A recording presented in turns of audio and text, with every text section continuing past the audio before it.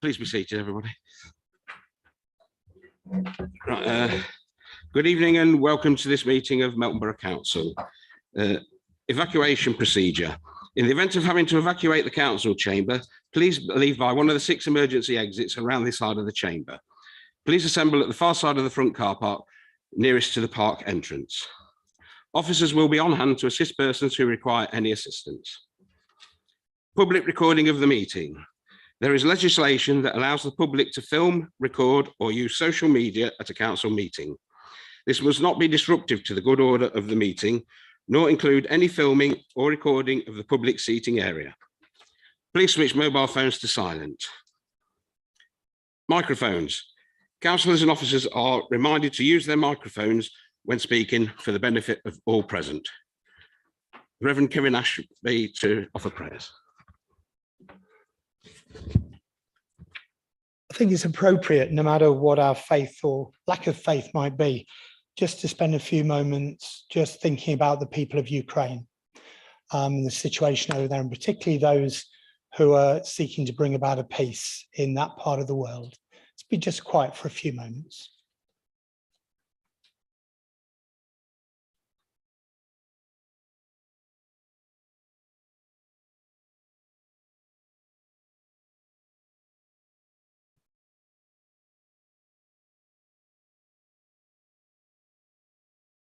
So we give thanks for our local community and environment, for the beauty of our countryside, for the farms tended through the centuries and the houses where many have lived, for new homes bringing together new neighbours, enriching local life, for community halls and public places where people meet together in recreation, for our schools where children are taught and the dedication of the teachers and their helpers, for shops and businesses and factories which serve the community and provide work, for the police and all who administer the law, for the emergency services and all who serve our communities.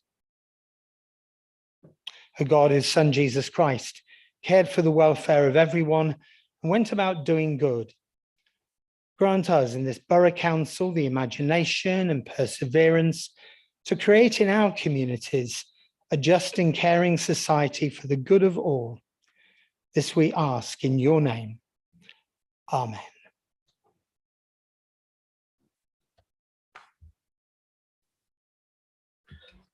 Thank you, Reverend Ashby. Apologies for absence. Apologies for absence have been received from Councillor Hewson.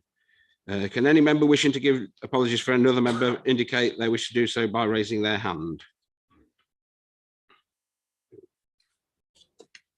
Yes, Councillor Holmes. Mayor, Councillor Wood, and also Councillor Carter, who has got the bug.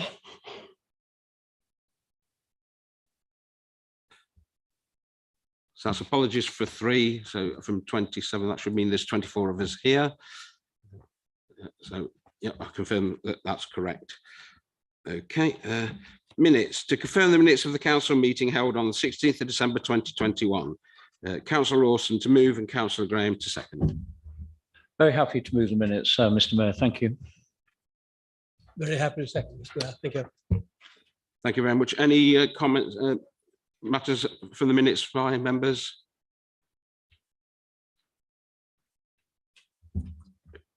No, so can we just have a quick show of hands to all those that are in favour of the minutes?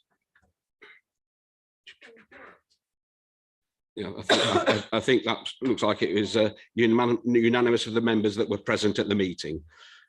Thank you very much.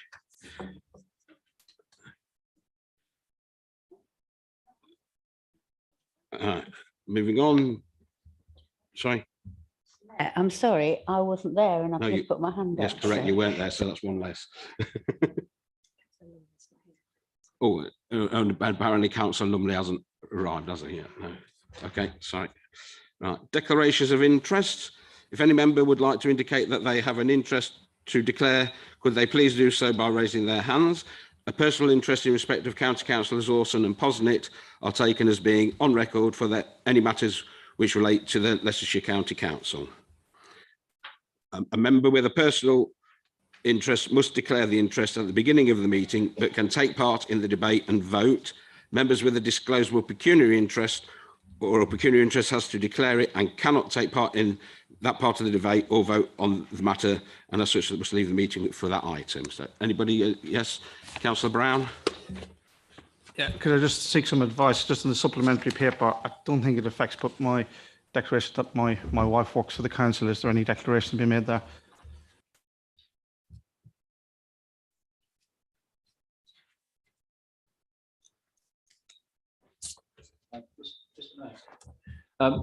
Councillor Brown's obviously declared an interest of his wife. Could that be noted for future reference to say popping up and down every time? I think it should be, yes. Thank you very much.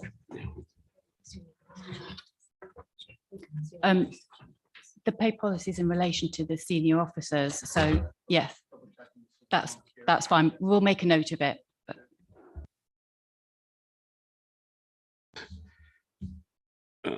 Okay, we move on to Mayor's announcements.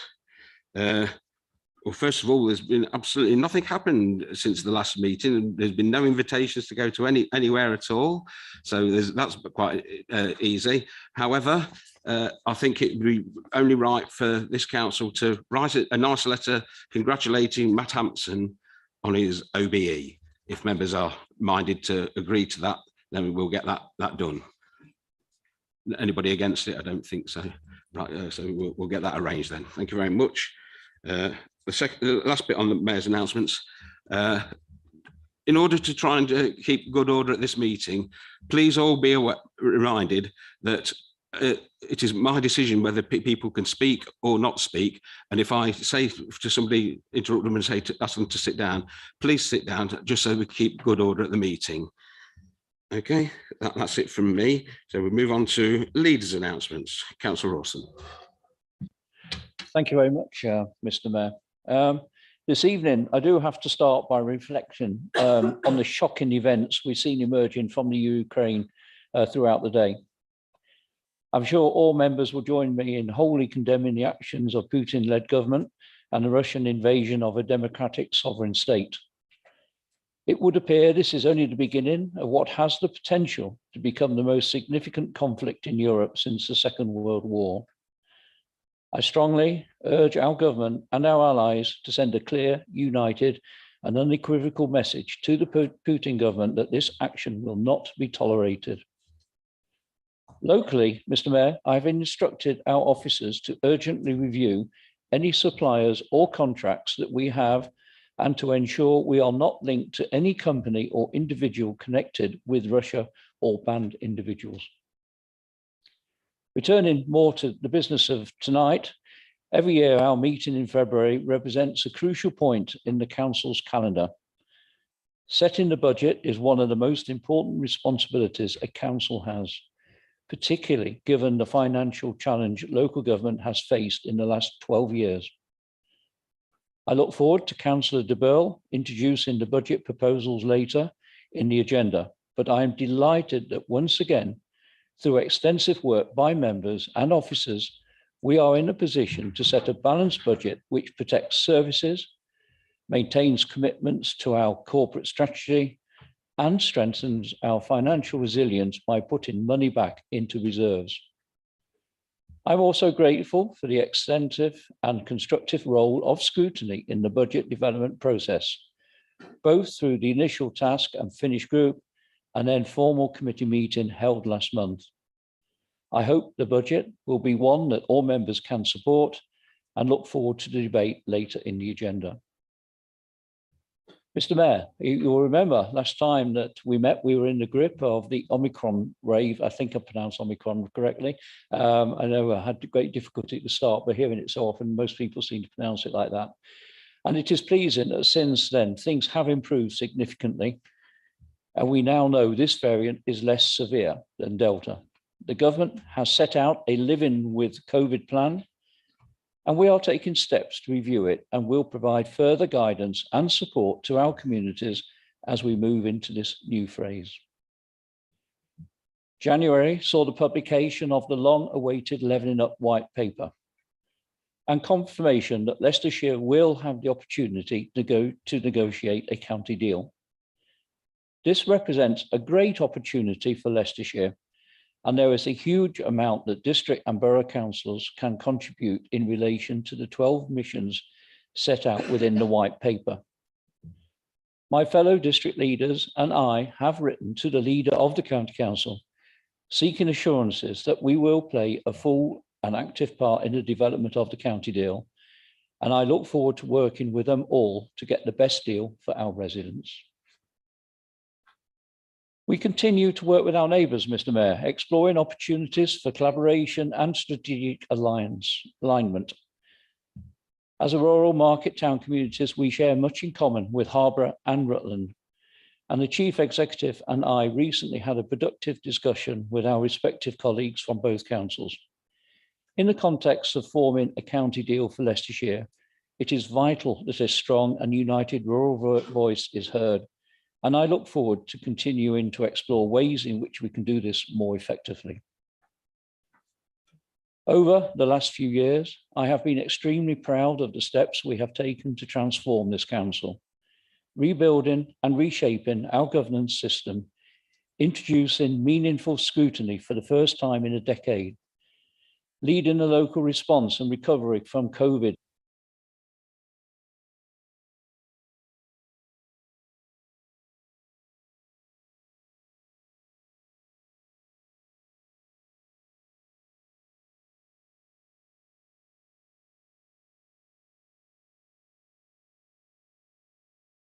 Excuse me, Councillor Austin, your mic doesn't appear to be working at all. No, it was at the start, then it stopped. It's working now. Okay. Does anybody want me to repeat anything?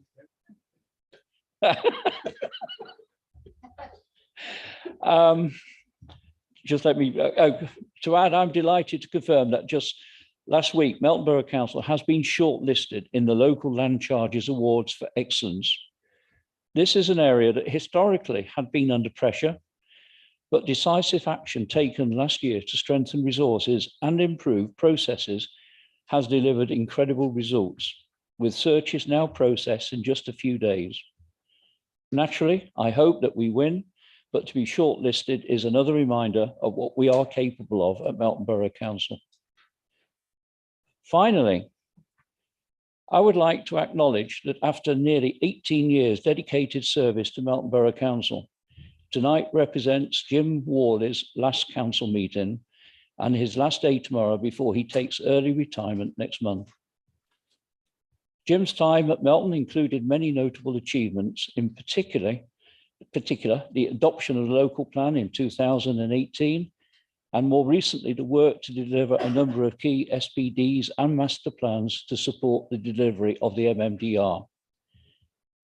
Given all that has been achieved, it is certainly a fitting time for Jim to reflect positively on his legacy and consider a new chapter in his life. To oversee the transitional period, we welcome Paul Fihili, I think that's how you pronounce it, our interim assistant director, who will support Penali in shaping and establishing the new longer-term arrangements for the planning service. For now, though, on behalf of the whole council, can I say a huge thank you to Jim for all he has done for the council and for Melton, and wish him all the very best for the future. And I turn to Mrs. Posnett.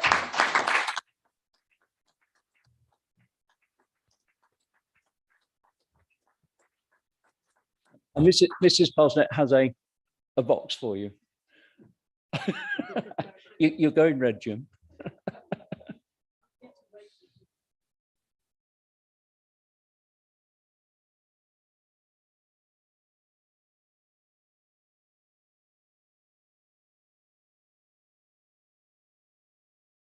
This is for your consumption only. Yes. Thank you so much, everyone. And I'd just like to finish by saying, when I was gossiping at county yesterday, I happened to mention that it was your finishing date tomorrow since 2004. I only joined the council just before you joined it. And it was, my message was received by a lot of, not disdain, but a lot of support for Jim Warley. From when he was at Harborough, when he was at Harborough District Council. Yeah. And the words that we used was, Oh, don't repeat that. everybody remembers Jim. He was one of the best officers we have ever had. And can I say, honestly, that goes for Melton as well, Jim. You don't realise how much you'll be missed. Thank you so much. And you will be missed, and not just by the planning committee, by the whole of the council. Thank you. And good luck for the future in all you do. And I know you'll love it, and I know you'll enjoy it. Thank you. Just take care. I've had COVID, so I'll hook you. Yeah, me too. Am I meant to say something? Yeah, I was. This is a huge surprise, so with no speech or nothing. I've got so many thank yous to give, but you know, and they go back so many years. So I need to thank people that are not here, obviously, and unfortunately, it's not even with us. Some of them. I'm trying to keep this brief. Might spoil my speech for tomorrow in a moment. When I put in my resignation letter, went through a few bits and pieces with Ed, but I finished it with sort of my overall reflection. My overall reflection is that in all my time in Melton, all my time, with the exception of a few bad apples, which you can discuss at your leisure, we've been blessed with having really good people that do their very best for this place and for this community. Obviously, we do things differently and we don't always agree, allegedly. But you know, it's the kind of thing that's kept me here, is that everyone is genuinely committed to making the place a better place. And you're blooming privileged people to have people like that. You don't get it in every workplace. You must do something right to attract these people and then to keep them. Not quite sure what it is, but so long as that's the case, Melton's going to keep heading in the right direction. Of course, you guys in this room are amongst those people. So within this company, I'd like to give some thanks. I think it's thanks to the nights I had in planning committee. And to my colleagues, new and old. You know, Dawn's been here from all my time here through to relatively new arrivals like Michelle, forming a really strong team and trying to drive the place forward. So thank you all. And yeah, I am going on to hopefully more relaxing times, but I'll still miss it.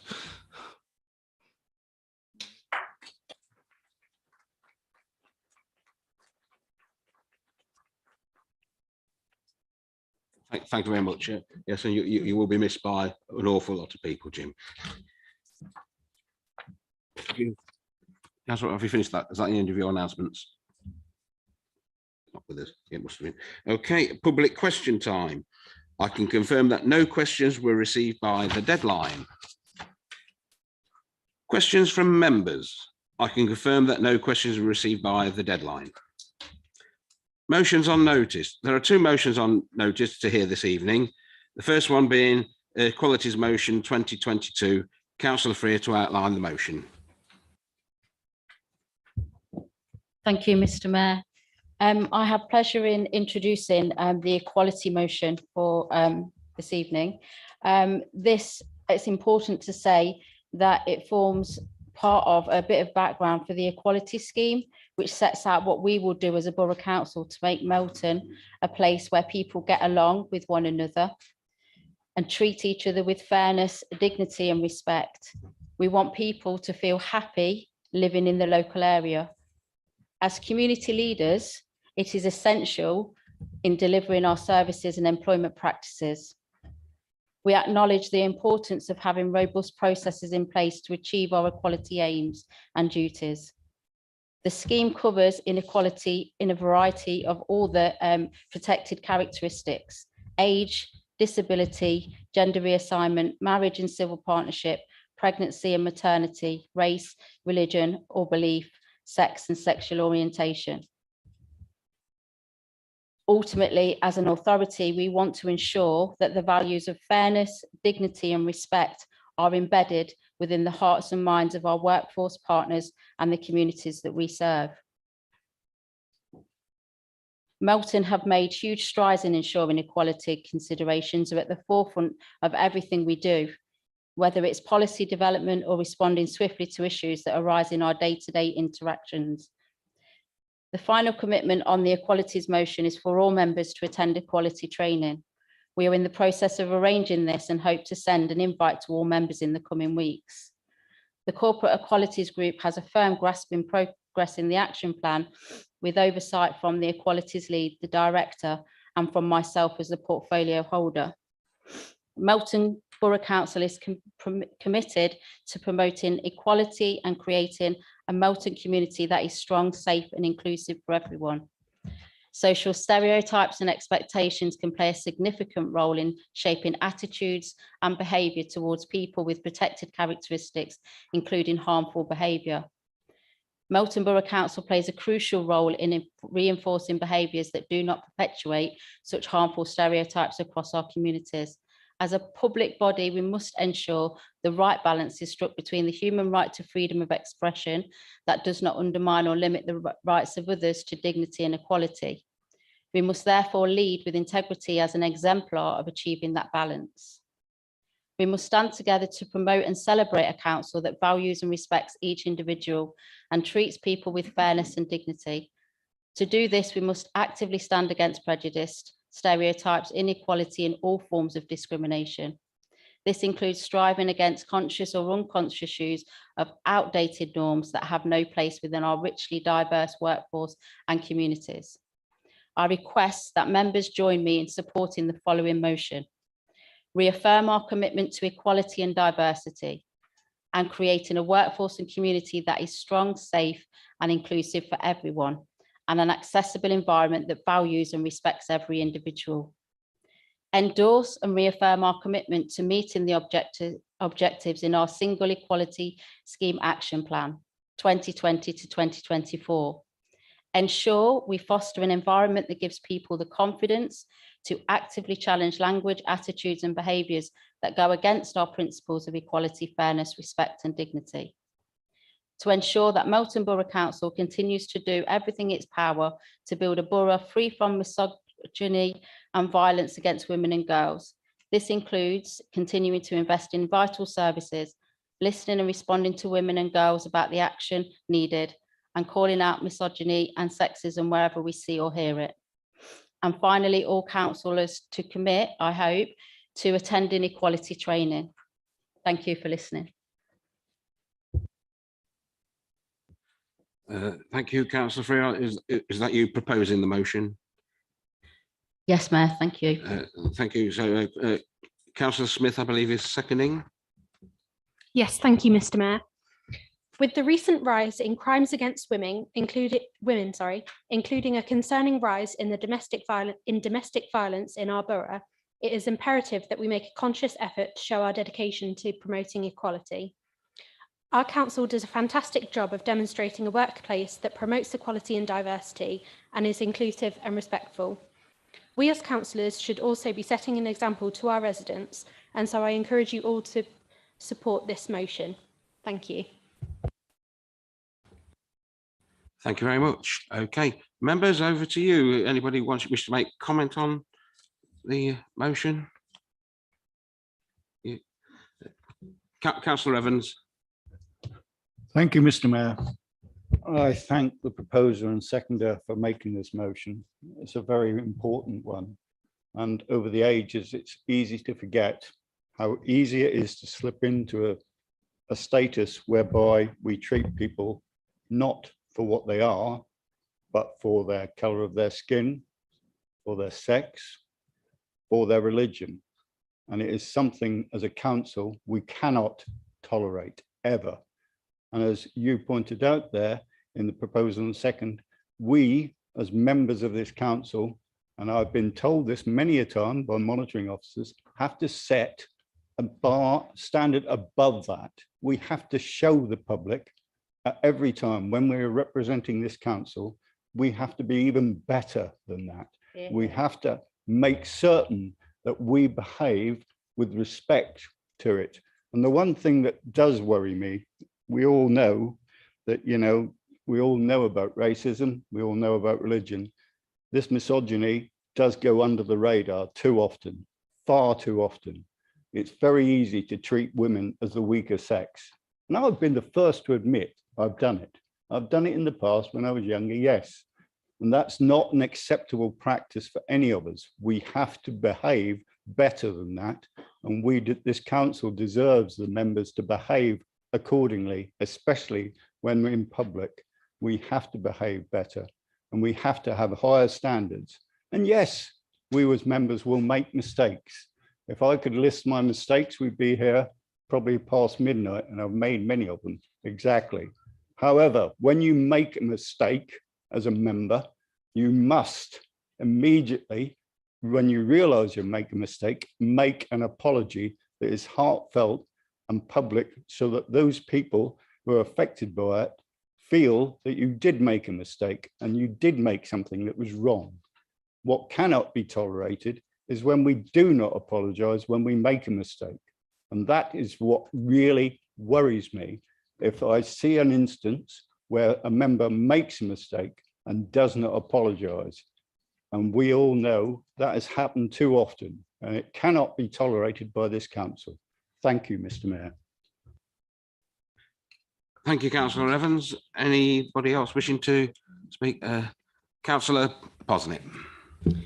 Thank you, Mr. Mayor. I just wanted to thank Councillor Freer and I still want to call you, and Councillor Smith. I have to keep looking for your name, Rebecca. To thank them both for bringing this statement, this motion to the council.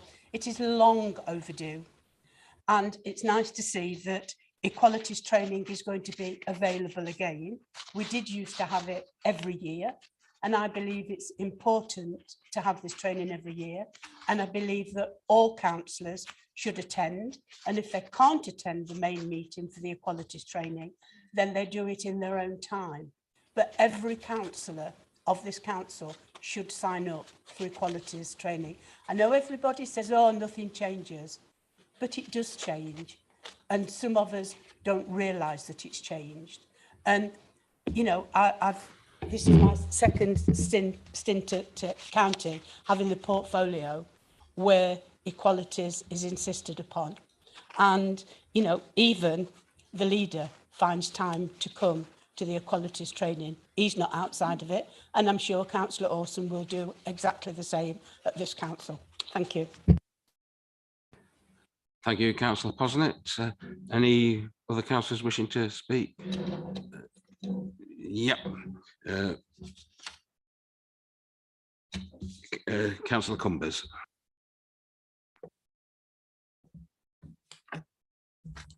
Thank you, Mr. Mayor. I agree with every word in this motion, but I'm afraid I can't support it. The title of the motion is equality, but it appears to me that the document includes insufficient information about equality generally. In particular, there's no mention here of inequality related to our BAME residents, i.e. those with the Black, Asian and minority ethnic communities, or the approximately 20% of our residents who suffer from some sort of disability. And if I were a victim of discrimination by this council or one of the council's partners, I would feel so hurt, because this motion indicates that the suffering caused to victims other than victims of male misogyny doesn't matter to this council. There is just too much violence against male and female, young and old, in our nation. And without wishing to belittle the suffering of the majority of victims of domestic abuse who are female, we mustn't forget that men and boys can also suffer from domestic abuse. In October 2021, as chair of scrutiny, I took a scrutiny report to Cabinet related to the response of this council and the council's partners to the pandemic and the particular problems related to people issues. Of particular concern to scrutiny were the disturbing allegations of racial discrimination apparently committed by this council or the council's partners. At the committee cabinet meeting, scrutiny's 7 recommendations to cabinet were accepted without amendment, including our recommendation related to racism.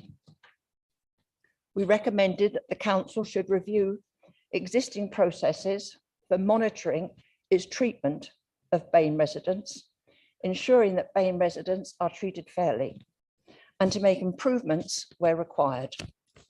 But the document in front of us makes no mention of what, if anything, has been done with reference to that scrutiny recommendation. And although I repeat that I agree with every word in the motion, I believe perhaps the motion should be withdrawn and reworked to make it much more inclusive than it is at present. And I know very well how deeply Councillor Freer truly cares about equality and fairness. Finally, I must add that I agree with the motion's reminder that we all have a duty to call out misogyny and sexism wherever we see or hear it. Recently, I was disgusted to learn of appalling pictures being passed around by a Melton Borough councillor. The pictures are clearly intended to mock, demean, and objectify women and girls. Many of the females are half naked. Other pictures include vile wording, demonstrating the councillor's misogyny and his utter contempt for women, including female politicians. There was even a picture of the Queen showing her using the sort of offensive language which she would never use. I asked a number of residents outside of this council. 1 minute, Mr. Mayor. Pardon? 1 minute to go, did you say? Yeah, I asked what they thought of the council's conduct. Their opinions included weird, juvenile, creepy, and misogynistic. And I'm sorry to tell you that the councillor who has been spreading this obnoxious, poisonous rubbish is leader of this council, Councillor Joe Orson, a person who has also not denied being dishonest. Thank you, Mr. Mayor. Thank you for that, Councillor Cumbers. In light of that, did you want to reply to that at all, Councillor Orson? You can, or you don't have to if you don't wish to. In the past few months, I've been subject to an attack constantly from councillors of this chamber. It's basically character assassination. So I'm not surprised at anything that's raised. The letters that have been sent to lots of agencies by 3 councillors in this room have been quite amazing, quite vindictive as well. And simple as that. So it's just a consistent wrong. Thank you, Councillor Orson.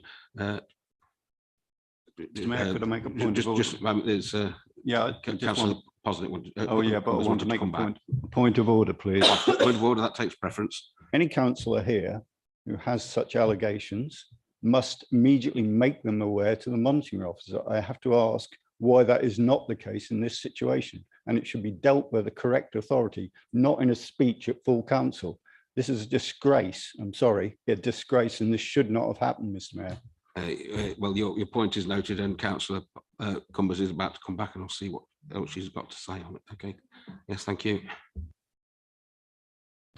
Yeah, it's not actually, this particular case is not something which is appropriate for the monitoring officer. I didn't say it was a councillor who has spread the pictures as the leader, but he didn't do so as the leader or a councillor. So it's not a matter for the monitoring officer. But the councillor, if he wants to say that I'm wrong, that I'm lying, then he's welcome to. Thank you, Councillor Cumbers. I mean, I believe that any allegations along this line are not really for this chamber, and other avenues should be sought. Thank you very much. Anybody else wishing to make any comments? Councillor Rawson. Can I just say I have evidence of similar from another councillor?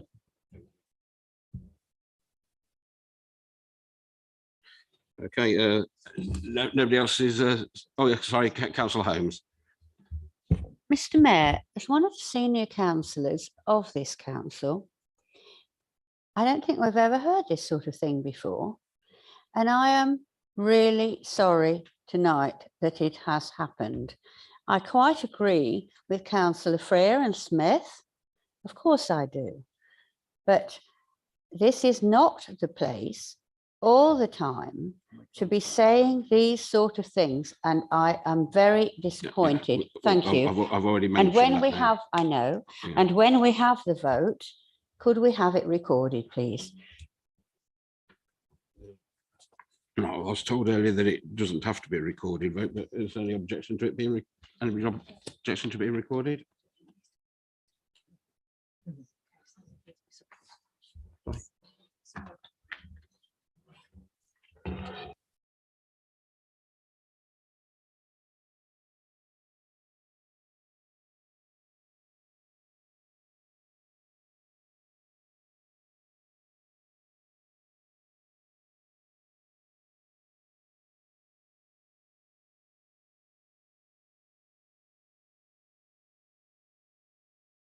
We're just checking the procedure regarding that.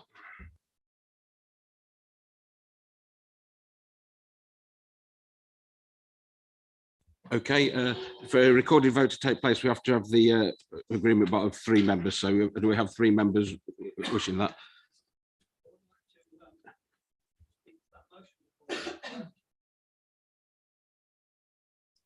Right, okay.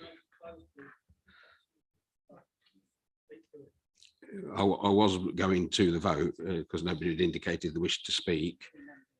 But if it's brief, is that okay? Yeah, yes, okay, we can continue. Thank you, Mr. Mayor. Goodness gracious me. I have no axe to grind about against any individual in this council. Haven't always agreed with everybody, never let it affect my view of them as a person or a councillor.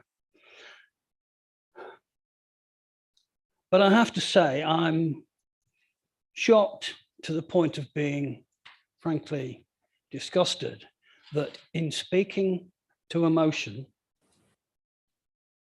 Councillor Cumbers seamlessly moved to serious allegations against the leader of this council.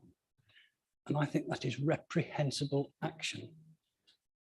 And I would like that point to be noted. I don't believe here and now that Council, following what she said, that she has any place at this meeting. Thank you, Councillor Illingworth. Councillor Cumbers, if it's brief. Thank you, Mr. Mayor. Just to remind you, I was going by the motion, and what the motion says, that we all have a duty to call out misogyny and sexism wherever we see or hear it. And that's my calling it out. And I hope members will note that. Thank you. Okay, going back to recording vote, I need 3 members to agree to that. So who have we got? Oh, hang on, sorry, let me just... Is the proposer not able to come back and respond to comments made? And then please may I say something as well? Thank you. Well, that wasn't on the list here, but yes, I mean, obviously, yes, of course you have the right. So, Councillor Freer. Thank you, Mr. Mayor. Thank you, Councillor Smith. I would like to bring it back to the motion in hand and remove all the negativity around it. A motion like this on equality is supposed to be positive. It's not meant to comments and thoughts. It's supposed to be positive for us as community leaders, positive for us as a council, and it's supposed to draw our attention to our working practices, our policies, and the people that live in our community. This is what the motion is about. I will thank Councillor Cumbers for positive points on supporting the motion. And I'd like to say that as it forms part of the single equality scheme, it encompasses all of the protected characteristics. And the motion for 1, 2 and 3 does do that. It talks about equality generally. The point 4 on the motion does specify talking about females, girls and women. And as we brought a motion before about racism, we can, if we want to, specify things. If people are minded to think that they want to bring another motion forward, I'm happy with that. Please bring that information to me and we can then endorse and we can expand on the equality within our borough. But we haven't sought to discriminate against any of the protected characteristics. What we're doing is highlighting those characteristics for one specific part of the single equality motion. The equality training obviously will cover all protected characteristics, will be general. It won't specify one characteristic above another because that's what equality is. It's important that we highlight the issues in today's society and we highlight those things that are felt in our local community. And for today, it was important to specify and highlight about females, misogyny, women and girls, but that doesn't discount from any other sector of our community, and it doesn't discount from any of the other protected characteristics. So if we can keep it to the motion, I'd be very grateful, because we have got an agenda of financial aspects to debate going forward, and that's what I'd like to say. Thank you, Mr. Mayor. Thank you. Thank you. So do we have 3 people? I'm going to call an end to it now. Debate on that. I'm sorry. Or we'll just go around in circles. So do we have 3 members wishing to have this as a recorded vote? Yes, we have. Well, first one I saw was Councillor Smith, Councillor Posnett, and obviously Councillor Holmes. Okay, so we have the 3 members. So we will now have a recorded vote. Thank you. Okay, thank you, members. So I will call out each of your names in turn, and if you can just confirm if you are for. Oh, sorry. I'm not sure if Councillor Smith wanted to actually speak. Well, I was asking for people to support the recorded vote. Yeah, all I wanted to, I just, to be honest, wanted to echo what Councillor Freer had to say. The motion covers all aspects of equality. There is one bullet point that refers to women and girls, and that is a direct response to the current climate that we are in. I don't think it's appropriate to use that one bullet point to then slander another member of the council. And honestly, I'm so incredibly disappointed and disgusted at the playground kind of things that are going on in here right now. But yeah, thank you. Thank you. We'll go to the vote. No more comments. Thank you. Okay, thank you, members. So yeah, I will call out each of your names in turn. If you can just confirm if you are for, against, or wish to abstain in relation to this particular motion. Councillor Bindloss? For. Councillor Brown? For. Councillor Carter is absent. Councillor Chandler? For. Councillor Child? For. Councillor Cumbers? Abstain. Abstain. Councillor de Burl? For. Councillor Douglas? For. Councillor Evans? For. Councillor Faulkner? For. Councillor Fisher? For. Councillor Freer? For. Councillor Glancy? For. Councillor Graham? For. Apologies from Councillor Hewson. Councillor Higgins? For. Councillor Holmes? For. Councillor Illingworth? For. Councillor Lumley is absent. Councillor Orson? For. Councillor Posnett? For. Councillor Pritchett? For. Councillor Smith? For. Councillor Steadman? For. Councillor Webster? For. Councillor Wilkinson? For. And Councillor Wood is absent.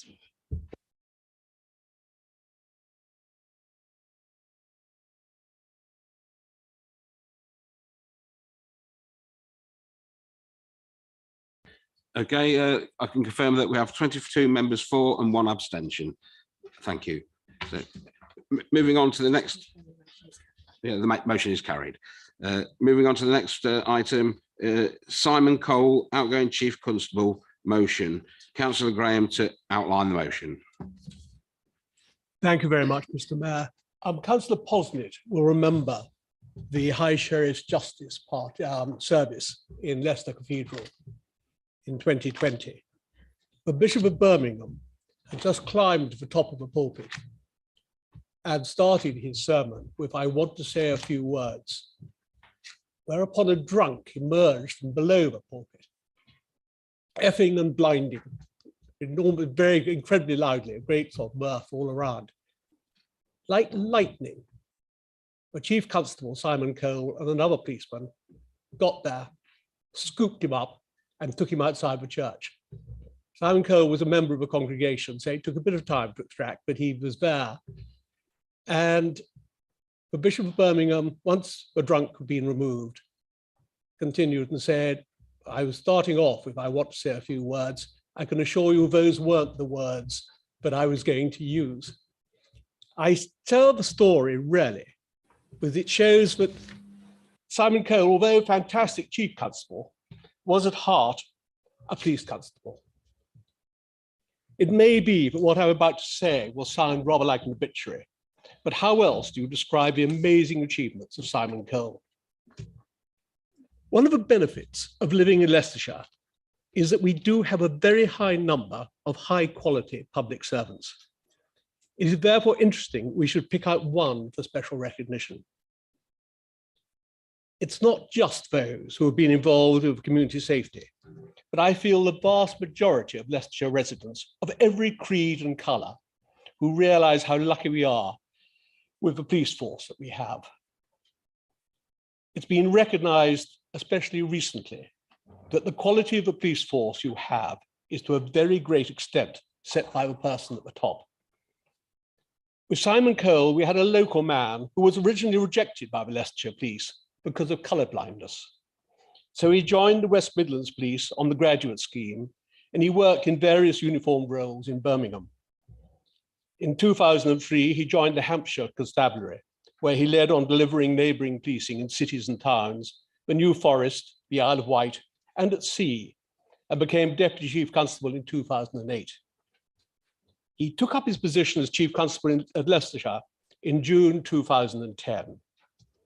Having completed various important courses, he has worked on a variety of national portfolios and been involved at the highest level of policing, specialising in disability and mental health, focusing especially on autism, accessibility, and dementia. In 2012, Simon was acknowledged by the Employers Forum on Disability as their Emergency Services Disability Champion. From April 2012 to March 2019, Simon was chairman of what is now the National Police Chiefs Council, Local Policing and Partnerships Coordinating Committee. Locally, Simon represented the force on the Strategic Partnership Board, working with partners from all over the force area to reduce crime and antisocial behaviour. Among other roles, he's a visiting fellow of the Department of Criminology at Leicester University. He was a board member of De Montfort University, vice president of both Leicestershire Guides and Scouts. He's also a BA Honours in English Literature at Durham University, an MA in History from University College Worcester, and a Diploma in Criminology and Policing from Cambridge University. And in 2014, New Year's Honours was awarded the Queen's Police Medal. He was honoured to be awarded an Honorary Doctors of Art by De Montfort University in 2020. And he was also awarded the Sir Robert Peel Medal by the Institute of Criminology at Cambridge University. That gives you an insight into the quality of a person we're talking about.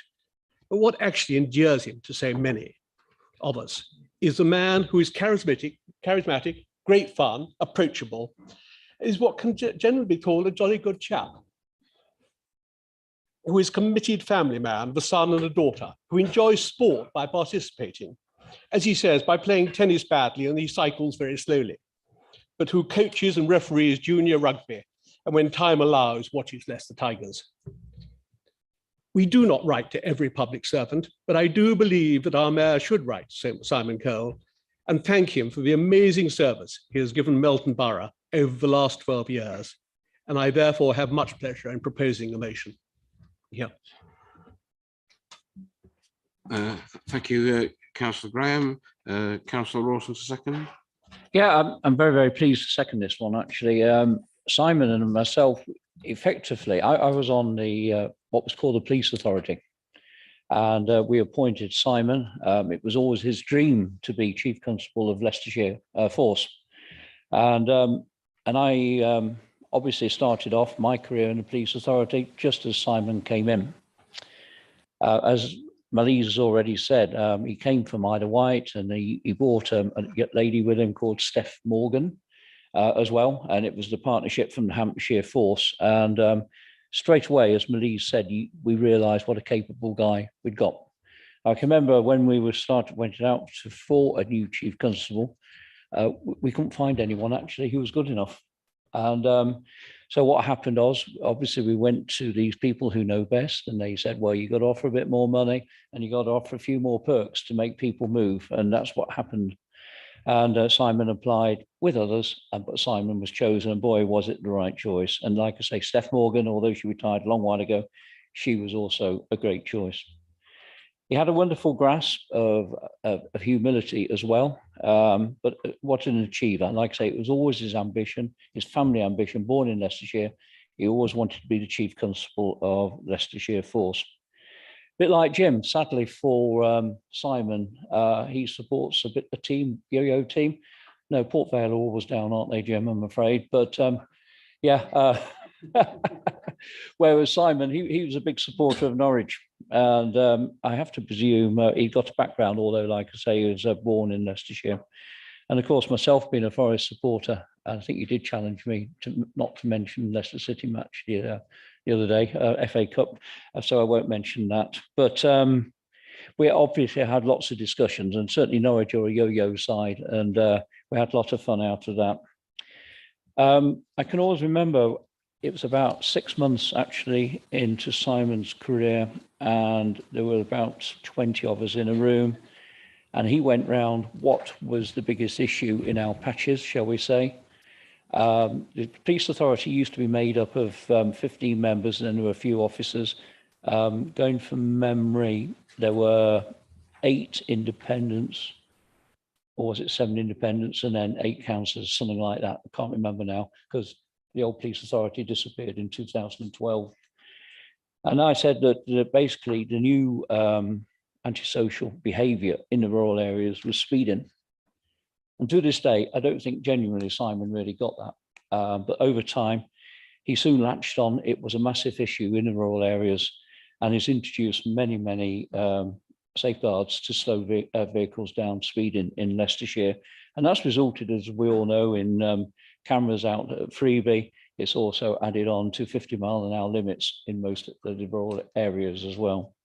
So, like Jim, no one's irreplaceable, but they're both going to be missed. And I'm genuinely going to miss Simon as a friend as well, and wish him all the best in his future retirement. But I'm sure somehow he's going to get another role fairly quickly once he leaves the force somehow with his skills. So very pleased to second. Thank you, Councillor Lawson. Any members wishing to make any comment on the proposal? No.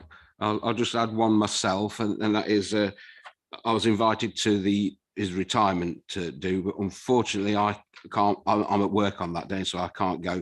And I was asked if I'd like anybody else to go in my place, and I have actually. I don't know if they've contacted you yet, Joe, but I did. I have actually suggested yourself from being on the police authority. Oh, okay, thank you. Okay, moving on to the vote. We'll just. Is this one recorded? It's not recorded. I didn't think it should be. Yeah, so all those in favour of, because obviously I'm more than happy to send a letter, please indicate.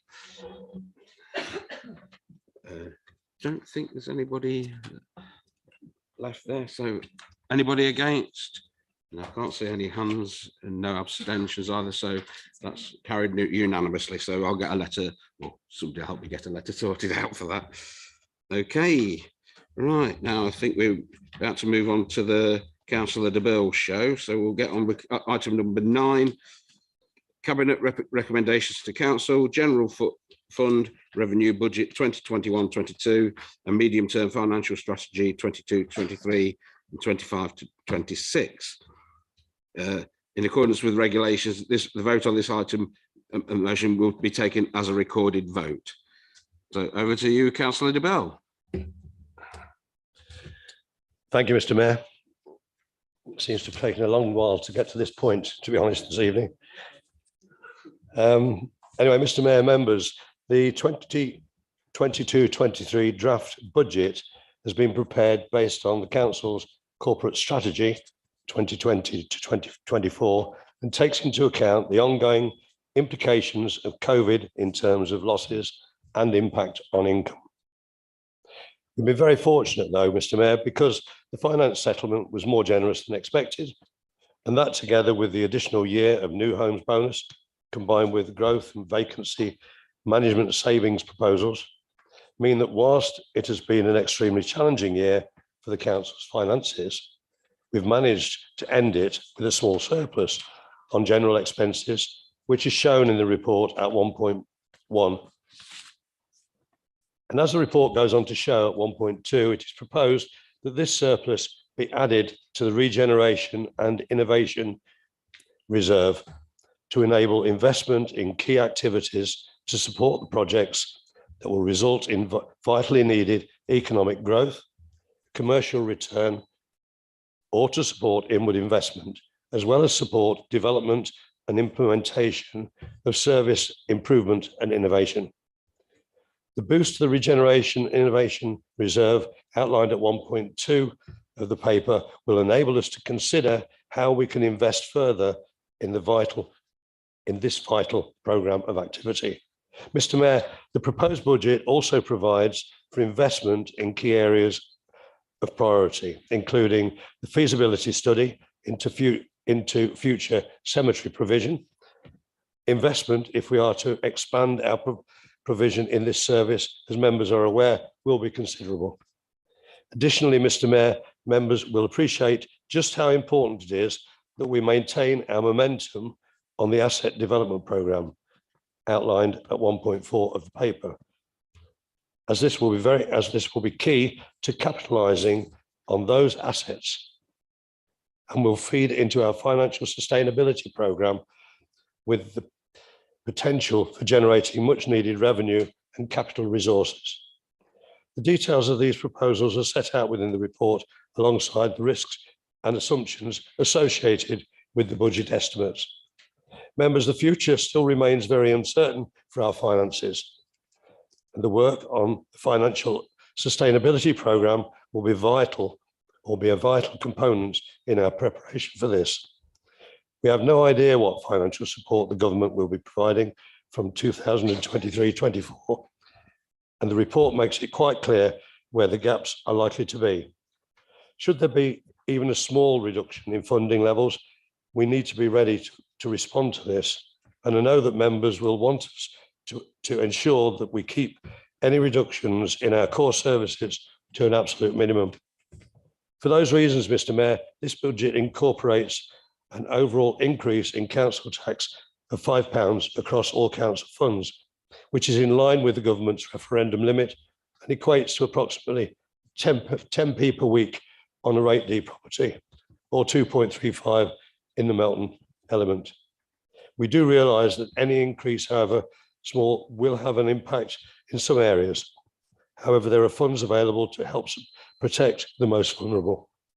Mr. Mayor, this budget will protect our core services and makes provision for investment in essential regeneration projects. And I'm very happy to move on the Cabinet recommendations at 2.1, 2.2, 2.3, 2.4 and 2.5 of the report on page 16 and 17 of the paper. Thank you, Mr. Mayor. Thank you, Councillor de Bell. Councillor Graham to second. Thank you. I have much pleasure in seconding the motion. Okay, thank you very much. Right, members, any questions regarding this report? Councillor Higgins. Not a particular question, Mr. Mayor, but Congratulations, Councillor DeBille, for everything that you're doing here. It's good to see a really balanced budget, and that's fabulous, I think.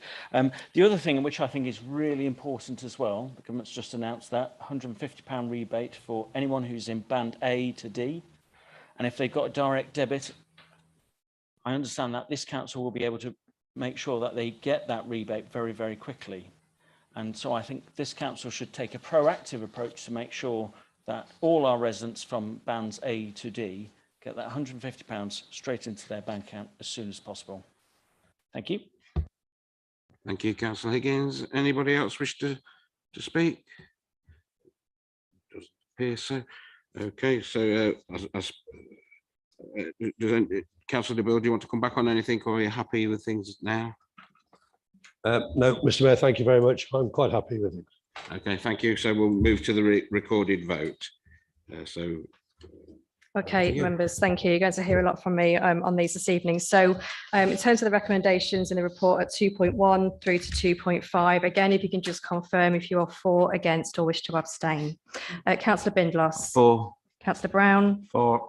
Councillor Carter's absence. Councillor Chandler. Councillor Child. Councillor Cumbers. For. Councillor DeBille. Councillor Douglas. Councillor Evans. Councillor Faulkner. For. Councillor Fisher. For. Councillor Freer. For. Councillor Glancy. For. Councillor Graham. For. Councillor Higgins. For. Councillor Holmes. For. Councillor Illingworth. For. Councillor Orson. For. Councillor Posnick. For. Councillor Pritchett. For. Councillor Smith. For. Councillor Steadman. Councillor Webster. And Councillor Wilkinson. For. Okay, thank you.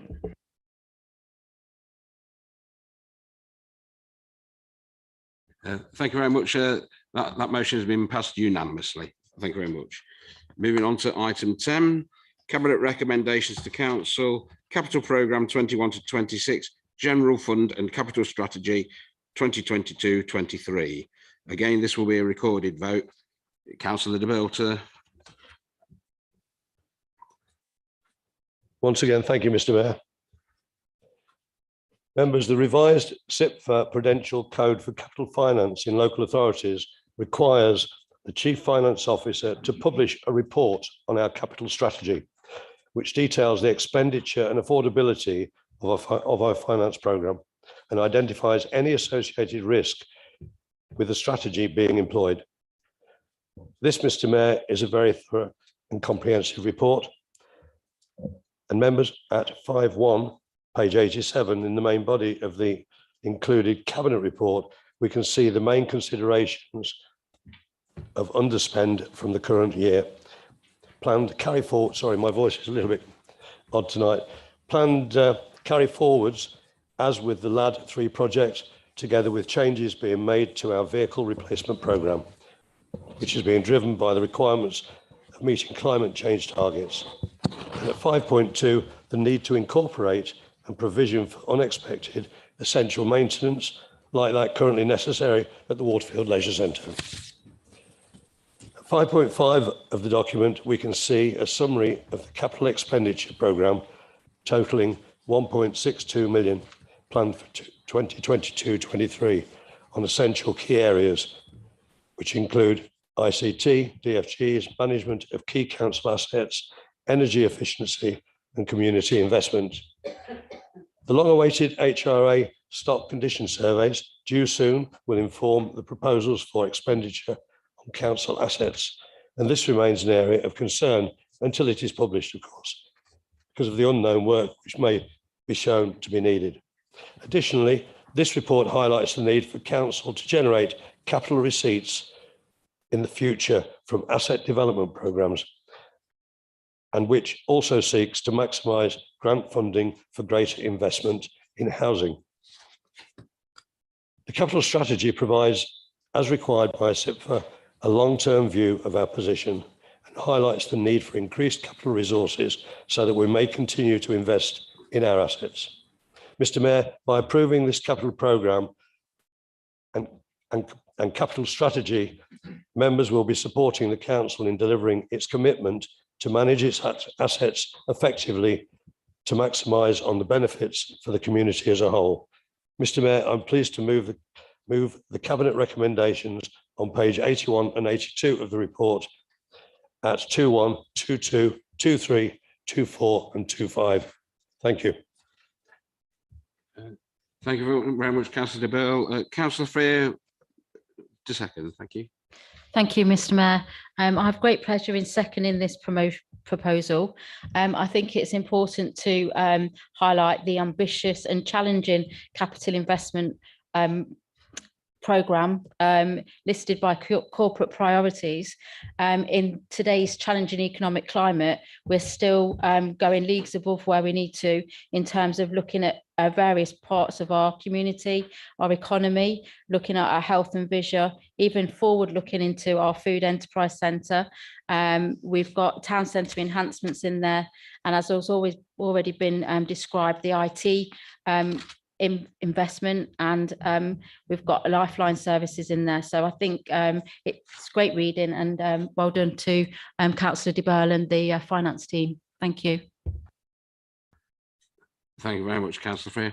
Any members, any questions of the report? Yes, Councillor Higgins. No, I think that this is really good. Also, just a quick question in terms of the Waterfield Leisure Centre, because that's at 2-1. What's the future that we're going to do with Waterfield Leisure Centre? Because as you know, Ronnie, we've worked on many projects for a long while, and it's coming to a particular age. So that I think that would be really useful to understand. But it is good that we're putting funding in there. So where are we going with Waterfield Leisure Centre, and also maybe King Edward? Thank you. Councillor de Burgh. Thank you, Mr. Mayor. Councillor Higgins, as you well know, the contract has almost another 2 years to run on it, and I'm pretty. It's being discussed, but there's no decision been made yet on which way council is moving with that particular property.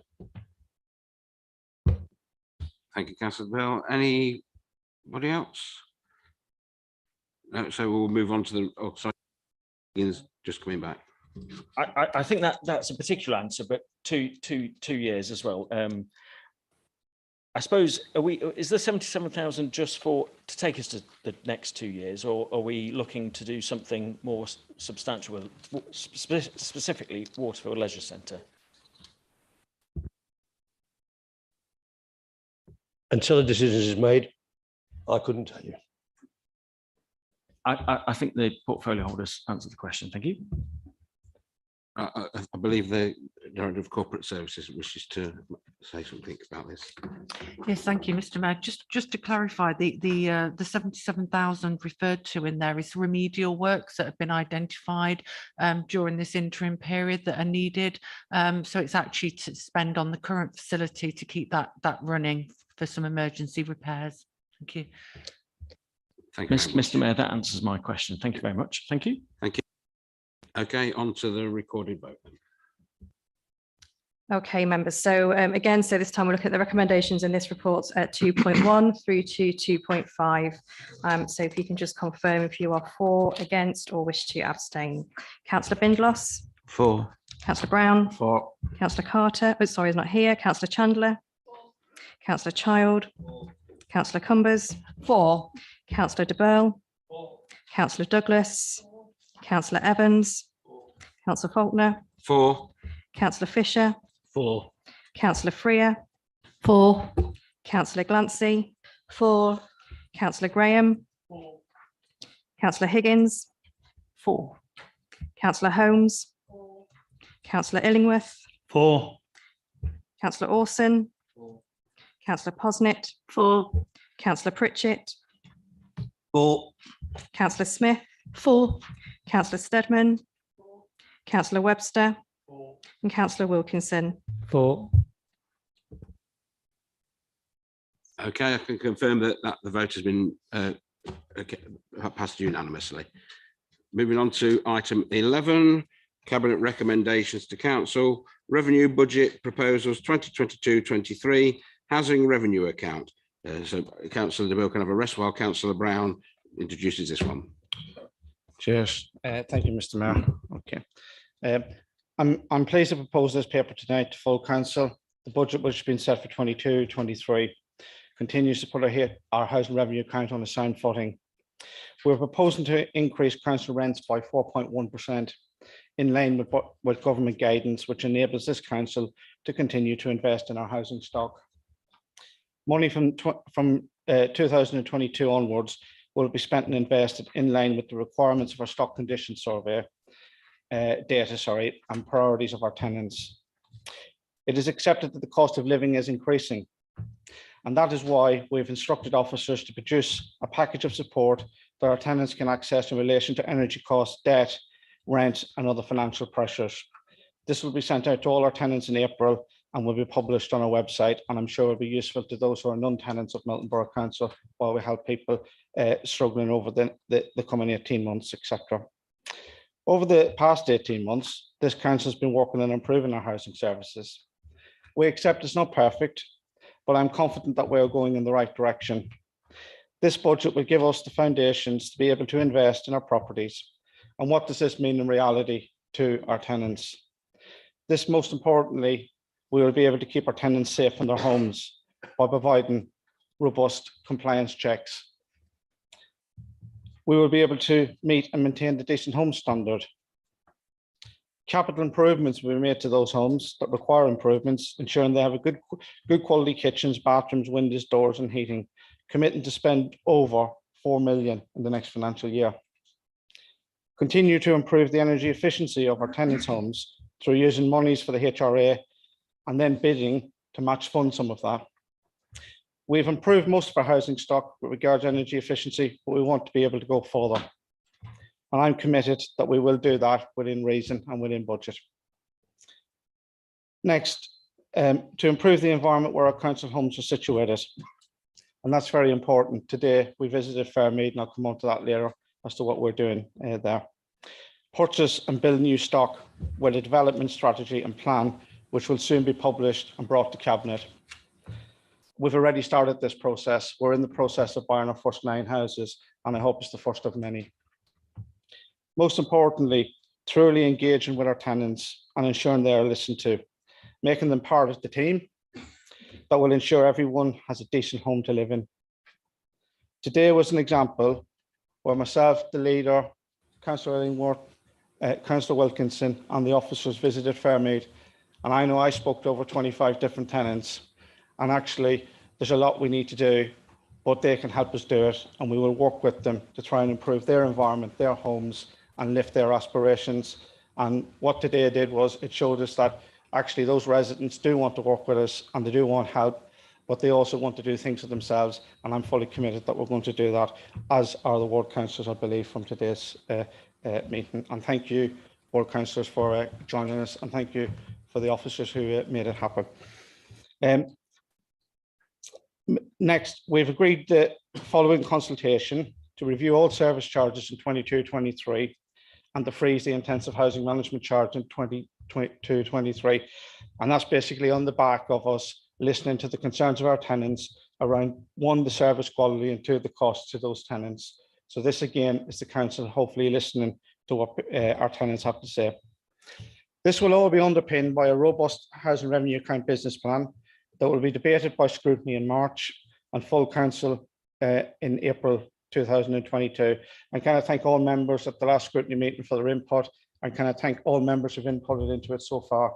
It's been invaluable and will feed into what hopefully will be a good, robust plan going forward. Can I finally thank members over the past year for their enthusiasm and helping shape the direction and travel of the housing service. And I think if we can keep going in the right direction, we'll make it something that we can all be proud of, and more importantly, a safe place for our tenants to live in, good council homes. Also, can I thank the officers? Can I thank Dawn and our finance team for what is a very robust budget? And please take that back to the said officers. And for all the groundwork that's been completed in actually turning around this housing service. It's a credit to everybody involved. More needs to be done, but we've made a good start, haven't we? Finally, and most importantly, can I thank our tenants who are working with us and helping us to improve our services to them. Can I also thank TFEC, who have just disbanded this year as we engage in a new engagement strategy for our council housing programme and for managing our council housing stock. And finally, can I actually say a thank you to John Skerritt, who we will recognise later on at the next full council meeting, was somebody who has given 60 years service to the borough of Melton and who has dedicated, that I've known him since 2002. So I'm going to just get a bit of water on me, Miss Way. Sorry. From 2002, and John's made an invaluable contribution to the services and fighting for tenants in this borough.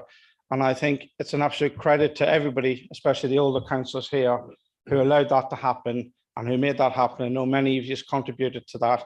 And what I would like to say is that hopefully when we're gone, that continues and other people follow that through. And actually the tenants have as good a deal as they've had with the TFEC fighting for them for the last 20 odd years. So finally, I'm more than happy to propose 2.1, 2.2, 2.3, 2.4 and 2.5, and I'll hand over to my colleague, Councillor De Boer, to second me. Thank you. Okay, assuming you're suitably rested now, Councillor De Boer, please second. Thank you, Mr. Mayor. I'm very happy to support the proposals by Councillor Brown and wholeheartedly support the proposed the increase in rent, which will allow the ongoing improvement of our housing stock, which will be to the advantage of everyone who lives in them. Thank you very much indeed. Thank you, Councillor De Boer. Questions, Councillor Orson? Thank you very much. I feel that I really must comment on Councillor Brown, who arranged a visit to the Fairmead this morning. Well, late lunchtime, really, wasn't it? For those who know me well, like Pam, she'll know very well, I cut my teeth on the Fairmead effectively. My council career, and I've got a lot of time for Fairmead, and it's nice to see when I went up there, there's still a few of the individuals I knew about there. I met one couple who've been there 32 years. Obviously, I can't give you their names. Ronan bumped into someone else who I know very well, and it was just a joy to go around again. What I can safely say, I've only been up once since 2011, I think, actually. And that was about probably only 2 years after that. The estate itself has improved dramatically from 2011. There's no doubt about that. There are still issues up there, and I have to say, I went round with one of the officers, and we knocked on doors. We were really welcomed at every single door. It wasn't always totally complimentary what they had to say. I have to say that, especially the last one. But having said that, people were so pleased that we knocked, and all we did was ask them if they got any issues with their home, with their estate. And obviously the officer took notes of whatever they had to say and their contact numbers, and they'll go back. It was just a pleasure to go up there. Well done to Councillor Brown for arranging that visit. And this council should do more of this connection with the tenants. I have to remark on John Skerritt. I first met John in 1973. I can't believe that, can you really? He married an old Dolby girl, and John's just, it's part of the culture of Melton Mowbray, but we'll say more about John in the thanks to the next meeting. So it was just a good day, and I'm very happy to support this paper. Councillor Orson. Councillor Posnett. Thank you, Mr. Mayor. I just wanted to make comment about Mr. Skerritt.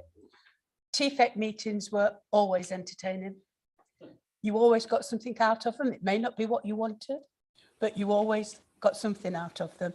And I do hope that TFEC doesn't lose its spirit just because John won't be there, because it has been a very valuable asset for residents, and they've been able to, through John and also themselves, have come to meetings and express either their satisfaction or dissatisfaction, whichever. And I have the privilege of chairing housing for a little while, and so regularly attended the TFEC meetings. Stories about Mr. and Mrs. Skerritt are legion, and I won't bother this council chamber with them, but safe to say, TFEC was always in safe hands with John, and I just hope that continues. Thank you. Thank you, Councillor Posnett. Councillor Evans. Thank you, Mr. Mayor. May I first of all congratulate Ronan and Michelle, if I can call you that, on what you've done this year. You've come once again, we're still at a low point. We knew we were at a low point a few years ago, and we're now at long last doing the inspections, which we should have done some time ago. I am still concerned there is a certain percentage we still haven't inspected, which we need to. I don't know why that hasn't happened, but there's still, let's be honest, usually when a tenant doesn't want an inspection, there's a reason, and we therefore must be chasing those and find 100% of what our housing stock is like. And of course, it would be remiss of me not to mention, I'm looking at Councillor Child here, to mention that this year has not been such a great year when it comes to spending our money. We had 4 million last year of promise of spend, and we only spent 2 million. Now, I know COVID is a factor, and I understand that totally, but we cannot carry on this way. If we've got 4 million to spend, and Ronan will give me a look in a second, we must spend it this year. And please do, inform the council if there's a problem. We need to know earlier than when we found out at scrutiny that 50% of our capital was all we spent this year, because we need to move forward. We need to get over these problems. Our tenants deserve it. The money's there. Let's spend it. Thank you, Mr. Mayor. Thank you, Councillor Evans. Sorry? So I've got Councillor Higgins. Yeah, thank you, Mr. Mayor. And Councillor Evans is right there in terms of the only thing I will cautious on is just because you've got the money and don't spend it just because it's there, make sure you spend it wisely. And if you have to spend it a little bit later, but make sure you spend it well. As Michelle will know, I wrote to her today, is some residents at Gilson Green. They're having storage heaters that are starting to fall into disrepair. And it can't just always be about 30 years that they haven't been replaced. And I know the passion that Councillor Brown has done in trying to get us to a decent home standard. And that's really important, because if our residents have more disposable income, it's better for them, and it's better for the economy, for the local Melton people, and it's better for everything else that happens. And so I think that this council has done really well on this particular point, because it cares about the residents, and it's so important.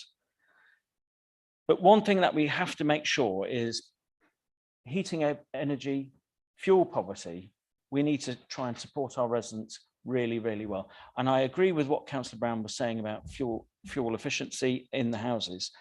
Maybe now is the time to forward fund a little bit of funding, making sure those homes are insulated, any double glazing, the old storage heaters, all those. No point investing in about 10 years time on some of it. Maybe we should do it now. I don't know. But whether we can commit to that, to keep our residents in that safe environment, to make sure that they aren't spending so much on fuel energy, and making sure that poverty is reduced where we can, making sure that they can have safe, warm homes for the next 20, 30 years. So I think this is really positive. I think the council has done some great work over the period of time, has come from a very difficult place. And this is some good news. But let's keep going, and let's challenge ourselves even further all the time to help our residents. And as other councillors have said, TFEC and those who work in TFEC, including John Skerritt, they've been brilliant at putting those voices onto the table. So very happy to support this. But let's make sure we tackle fuel poverty. Thank you very much. Thank you, Councillor Higgins. Councillor Brown, I believe you wish to come back. Yeah, just to respond to those two things. First thing, Councillor Evans, yeah, thank you for your comments.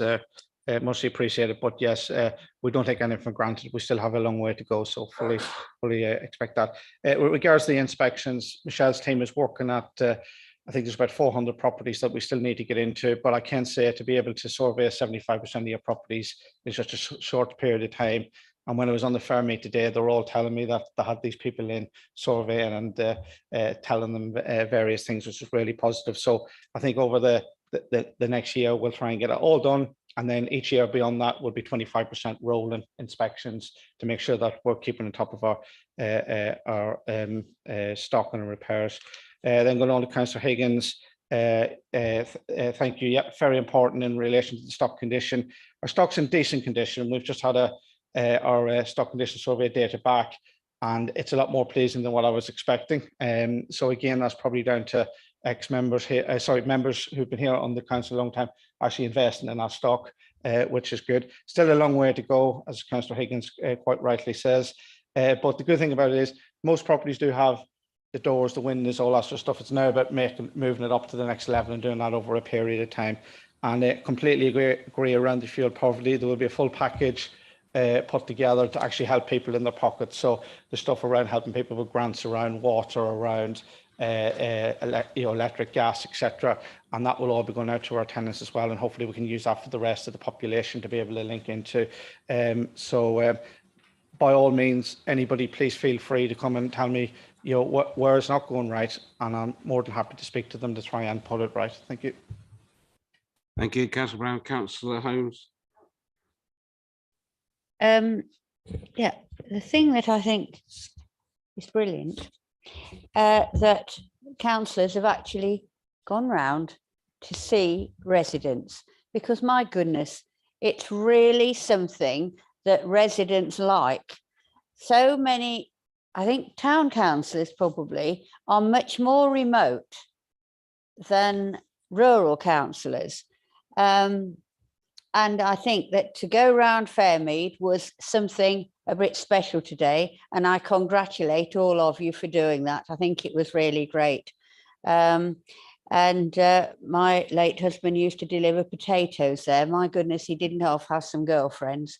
Amazing. We won't go into that. But one thing that we will go into, when Councillor Brown wasn't Councillor Brown and he had black hair, that was actually the beginning of the meetings that Councillor Skerritt went to, that TFEC, it was started when I was chair of housing. And amazingly, Councillor Skerritt was just one of the members. The chair was a lovely man. I can't remember his name now, but he was a lovely man. But I do remember this callow youth being frightened to death of this man called Skerritt. And that happened to be Mr. Brown.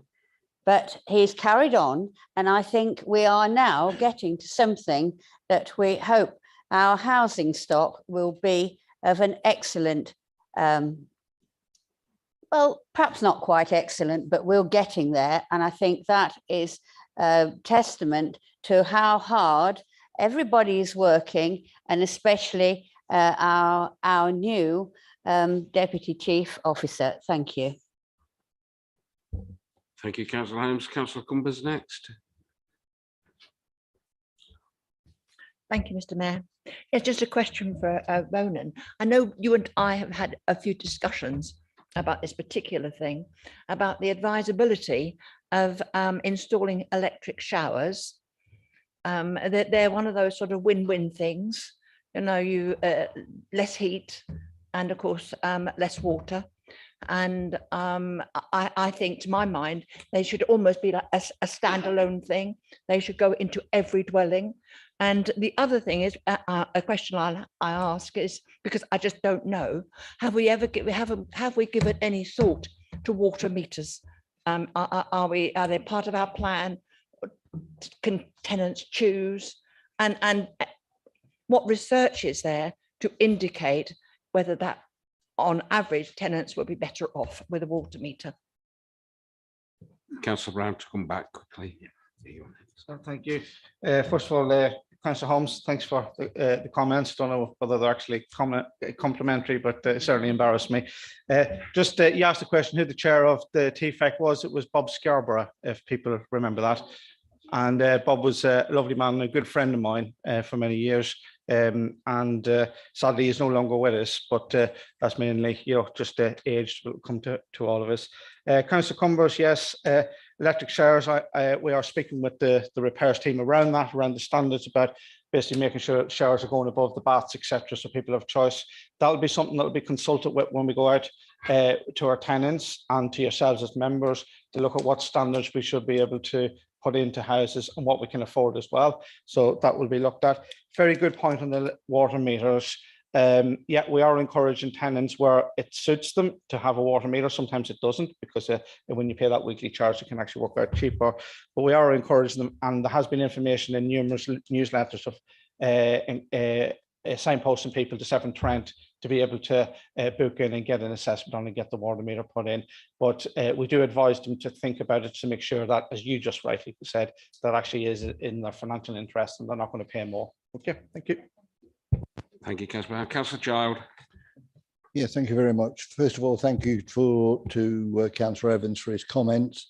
As Chair of Scrutiny, I can assure all members that we've gone in depth in scrutinising revenue and capital budgets. And we were concerned, as Councillor Evans has pointed out, at the underspend on the HRA. But once we get the HRA business plan, stock condition survey, this month, any underspend, I can assure you, and the portfolio holder has agreed with me, will be wired to other projects that are needed and show up from the business plan and stock condition survey. Thank you very much. Thank you, Councillor Child. Anybody else wishing to speak? No, okay, we'll move to the recorded vote then. Thank you. Okay, so as before, members, so if you can just confirm if you're for, against, or wish to abstain in relation to the recommendations at 2.1 through to 2.5.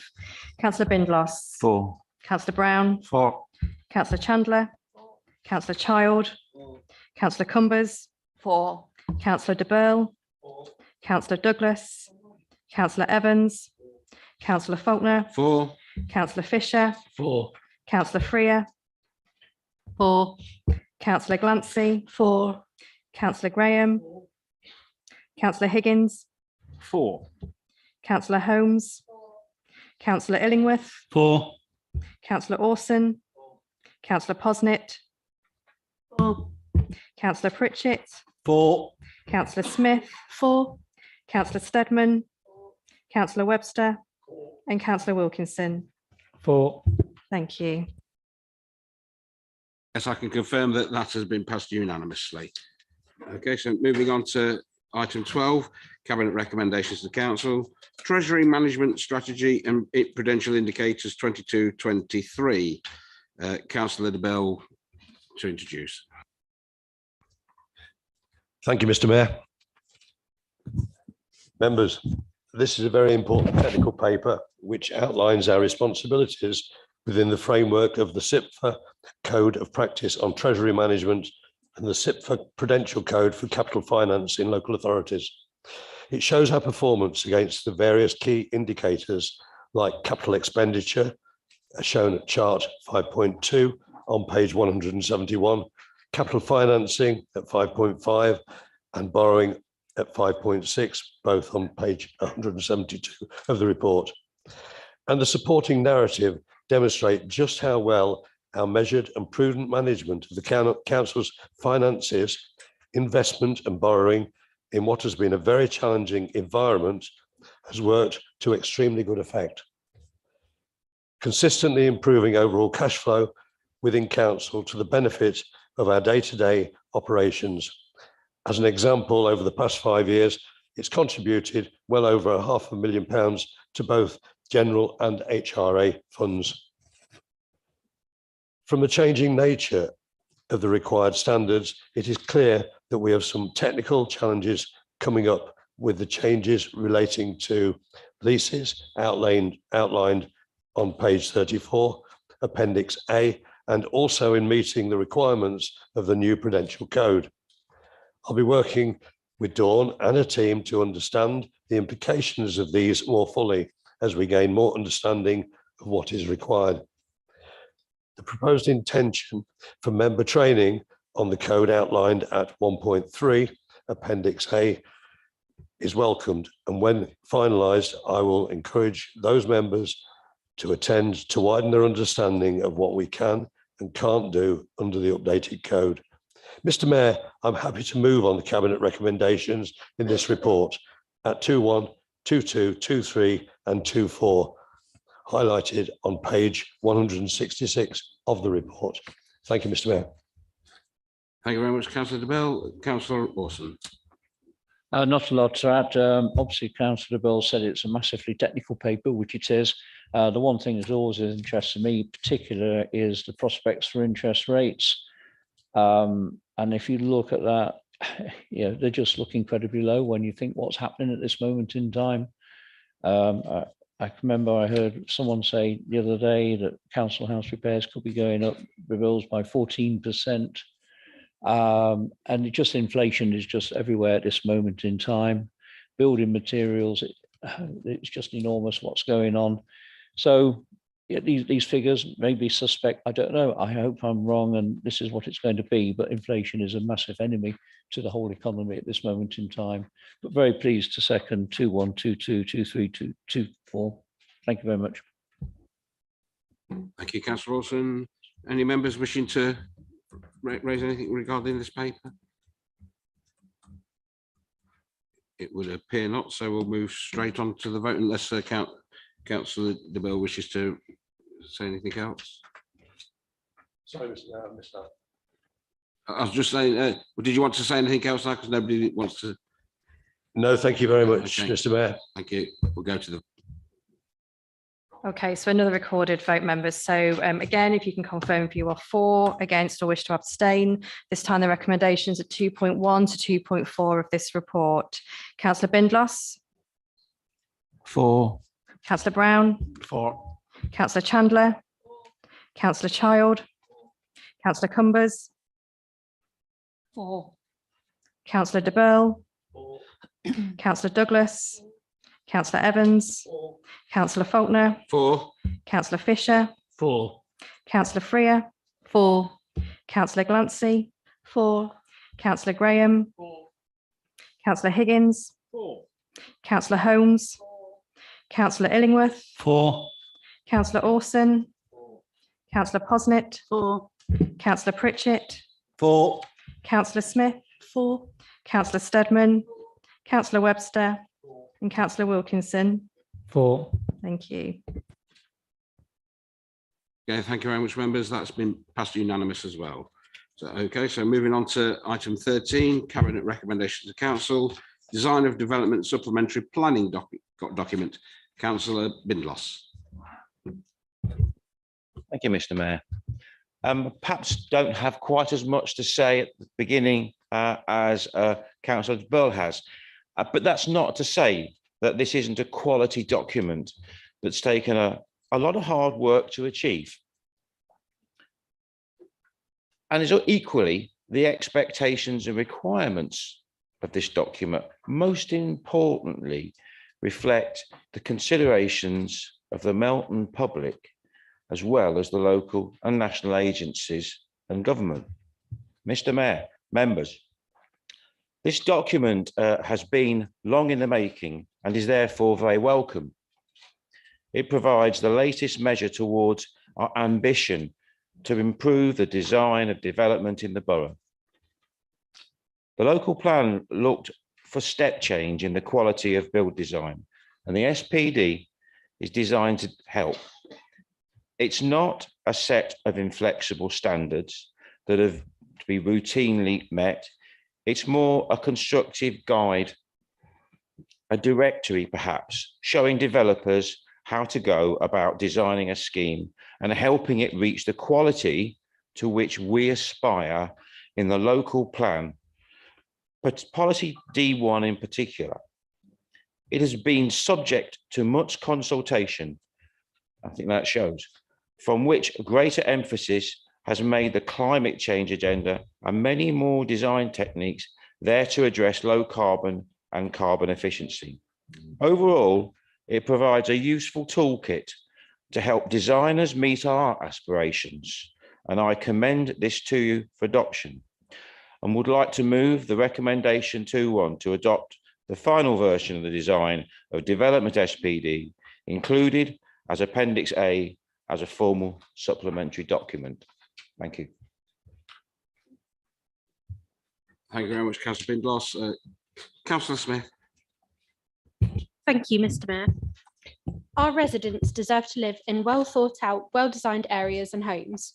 We have a high standard that we expect, and this is reflected well within the document. I'm so pleased to see that we are continuing to take our declaration of a climate emergency seriously, and it is really encouraging to see the attention to this within the document through the implications considered. We all want to see our residents happy and healthy, and the positive impact of good quality homes cannot be overstated. I'm really pleased to see the amount of hard work that's gone into this document, and I'm more than happy to support it. Thank you. Thank you very much, Councillor Smith. Members, any comments or questions? Councillor Posnett. Thank you very much, Mr. Mayor. I would like to thank everybody that's worked on this document. We've been waiting for it for a while. At last it's come. It's good. It reads well. It says what we want. And it's something that when we've got planning officers, when developers approach them about what they want to do and how they want to do it, they've got this they can refer to. And this is the design specification that we're looking for. So instead of them coming to planning committee meetings and we look at it and it doesn't meet our policies, it doesn't meet the design that we've asked for, we don't have to defer it or refuse it, because they would already have had that information and they know what it is that we're looking for in development. For those of us that live in this town, it's important to us what goes up. We live here. It's a reflection on us, what is built in this town. And I always hang my head in shame about some of the developments that we've got in the town, to think that I was on the planning committee when some of these went through.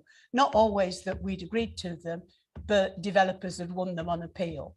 And I think it's time that planning inspectors actually met councillors on the planning committee and listened to what we want for our town, not what them sitting down in Bristol think we ought to have. So I welcome this document. As I've said, it's good. Thank you for all of you that have worked on it. It's taken us a while to get there, and I'm sorry we've only just got it when Jim is leaving, but Jim's had a lot to do with this, and so it's a great legacy that you've left for this borough, Jim, and thank you very much. Thank you, Councillor Posnett. Anybody else? Yes. Councillor Evans. Thank you, Mr. Mayor.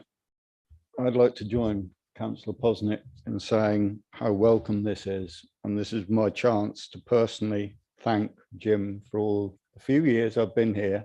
He has been a stalwart. And yes, we've had our disagreements, but we've also seen eye to eye on many occasions. And I agree with Councillor Posnett, this SPD document will at long last give us the standards that our residents deserve. Too often they end up with houses that are poor quality. We cannot accept that. I know we've had a bit of a knockback recently, but we must continue to fight for houses that are good quality, that will last the test of time and give residents a good quality of life. There is no point in, we should learn from the mistake of the 60s and 70s where we built houses of poor standard, because we're still paying for that price. When we build, we should build with quality to last. And I agree entirely with Ronan. That's what we should be doing from now on. Thank you. Thank you, Councillor Evans. Councillor Higgins. Yeah, you can echo all what's been said before. And Jim, probably on your last council meeting, maybe not your last council meeting if you come in a different guise, I don't know, from what we spoke about earlier in the week. Be always good to see you come back to Melton, and I'd like to put on public record my thanks to Jim for everything he has done for not just this borough and this council and the people of this borough as well, but also the councillors as well, for their views and ideas, everything that he's achieved. He's achieved that because he's worked with councillors as well.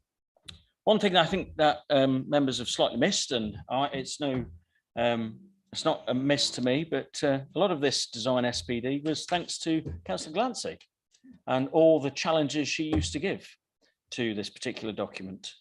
and the hard work that you did on that. So I'd just like to thank you, as well as all the other members that worked on this. It's fabulous that this has come through. And it's so important for good design house standards, and good housing means good communities, means better families, means everything else. This is a testament to what everyone's put into it, officers, members alike, and the community. And Jim, thank you very much for everything that you've done with this document. Testament to you, and you're a good man. Thank you. Thank you, Councillor Higgins. Anybody? Councillor Glancy. Yes, thank you for that. Well, it has been a long time coming. I think probably even the leader will recall the conversations we had regarding this SPD quite a while ago.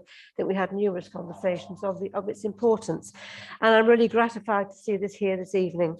But I would like to register my thanks to Jim. Without his sort of constant support, I don't think we would ever be here now. And just, well, wish you all the luck for your future. And sorry, we're not going to see you around very much, but you've been absolutely brilliant in supporting me as a ward councillor and for the time I was chair of planning. So thank you, Jim. Thank you, Councillor Glancy. Anybody else? Do you wish to come back on anything, or? Thank you, Mr. Mayor. Just to say, really, that I echo exactly what everybody else has said. And I'd also like to thank Jim. He's been a tower of strength and to me. I just think that when you look at this document, it just shines through the quality. And it really does give, as I said earlier, a directory. It's a way forward for everybody, really, to understand the demands that we actually want and the quality that we want to be shown in what's being built within our borough. Thank you. Thank you very much. No further questions to be asked, and we'll move to the vote. So all those in favour of recommendation 2.1, please show.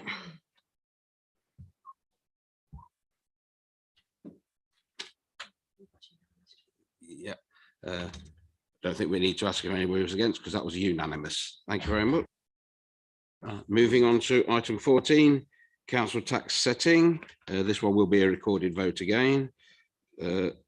So that's council tax setting 22-23. Councillor De Bill. Thank you, Mr. Mayor. Members, Melton Borough Council, as a billing authority, is required to set a council tax for the forthcoming financial year, which includes the council tax set by parishes and other preceptors like the Police and Crime Commissioner and the Combined Fire Authority and Leicestershire County Council. Happily, Leicestershire County Council figures are now confirmed following their meeting yesterday, so we can be certain of the final figures. The table at 5.9 on page 319 of the report shows the effect of those preceptors' requirements on each of the council tax bands. And from the table at 9.1 on page 320, we can see that the average increase for the whole area when all the precepts are included is 3.21%. And against that average, I'm delighted to report that Melton are the lowest increase at 2.35%, which members will recognise is well below forecast inflation. Individual amounts for each band and each area are set out in Appendix C, page 325, where we can see that the general fund increase in a Band D property for Melton equates to approximately 10p per week. Members, we recognise that there will be some of our community who may need additional support to help pay their bills following this change. Please be reassured, we have support and resources that can be made available to anyone who finds themselves in difficult circumstances. Members, following approval this evening, the hard work will start for our revenue team because they have to send out all the papers and bills in a very short space of time, which is quite a challenge for them. Mr. Mayor, I'm happy to move the recommendations at 2.1 of the report that council note the calculations set the council tax for the year 22-23 made in accordance with the regulations set out in the Local Government Finance Act 1992. Thank you, Mr. Mayor. Thank you, Councillor de Boer. Councillor Rawson. Thank you very much again, and also thank you, Councillor de Boer, and congratulations to you, and also congratulations to Dawn's department for working on this. Budgets like this don't just happen. It's many, many months of hard work. Looking at things, I see on page 320 of my papers anyway, an increase of 2.35%. When obviously families are hard pressed, there's no doubt about that. And as a natural Tory, I find any rise in council tax difficult. But when you do look at, as mentioned, the inflation rates that we're suffering from, 2.35 is possibly about half of what inflation is at this moment in time. Like I say, we've produced a balanced budget. And if you look at the other authorities, Leicestershire County Council coming in at 2.99, Police and Crime Commissioner 4.03, the combined fire authority 7.22. I've just thought I'm a member of the fire authority, so maybe that could be noted. So apologies for that. Parish councils, obviously they all differ. There's 26 of them, so they're all over. But an average for the whole area, including the presets, 3.21. Like I say, it's difficult when people are hard pressed. I'm the first to realise that, but it is below inflation, and congratulations to all those authorities for doing that. Thank you. Thank you, Councillor Rawson. Any members wish to make any questions or comments? It doesn't look like it, so we'll move straight on to the recorded vote. Okay, thank you, members. So this time in relation to recommendation 2.1 of this report, again, if you can just confirm if you're for, against, or wish to abstain. Councillor Bindloss. For. Councillor Brown. For. Councillor Chandler. Councillor Child. Councillor Cumbers. For. Councillor de Burl. Councillor Douglas. Councillor Evans. Councillor Faulkner. For. Councillor Fisher. For. Councillor Freer. For. Councillor Glancy. For. Councillor Graham. Councillor Higgins. Councillor Holmes. Councillor Illingworth. For. Councillor Orson. Councillor Posnett. For. Councillor Pritchett. For. Councillor Smith. For. Councillor Steadman. Councillor Webster. And Councillor Wilkinson. For. Thank you. Thank you very much, members. That one's unanimous as well. We now come on to an urgent item that was for tonight, pay policy statement. Councillor de Burl. Mr. Mayor, before we move on, if it's possible to just come to the Deputy Monitoring Officer to clarify her advice on this paper, if that's okay. Thank you. Through you, Mr. Mayor, if I could just offer a small correction in relation to my advice to Councillor Brown earlier regarding his declaration. It has actually been brought to my attention that there is an element in the pay policy statement itself which does relate to all employees. However, no changes are being proposed in relation to that element. So my advice still stands, but I just wanted to make that correction. You can. Thank you. Okay, thank you very much. Okay, so Councillor de Burl.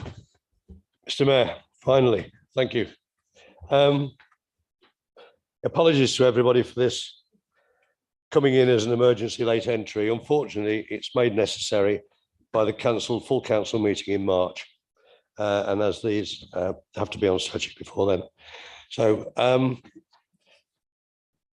Mr. Mayor, the Localism Act 2011 requires all councils to annually prepare, approve and publish a pay policy statement.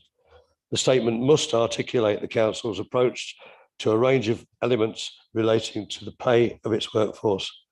The core requirements of the Act are that the statement must clearly set out the authority's policies relating to salaries, remuneration and pay multiples, and these are all set out in the enclosed document at Appendix A, entitled Pay Policy Statement 2022-23.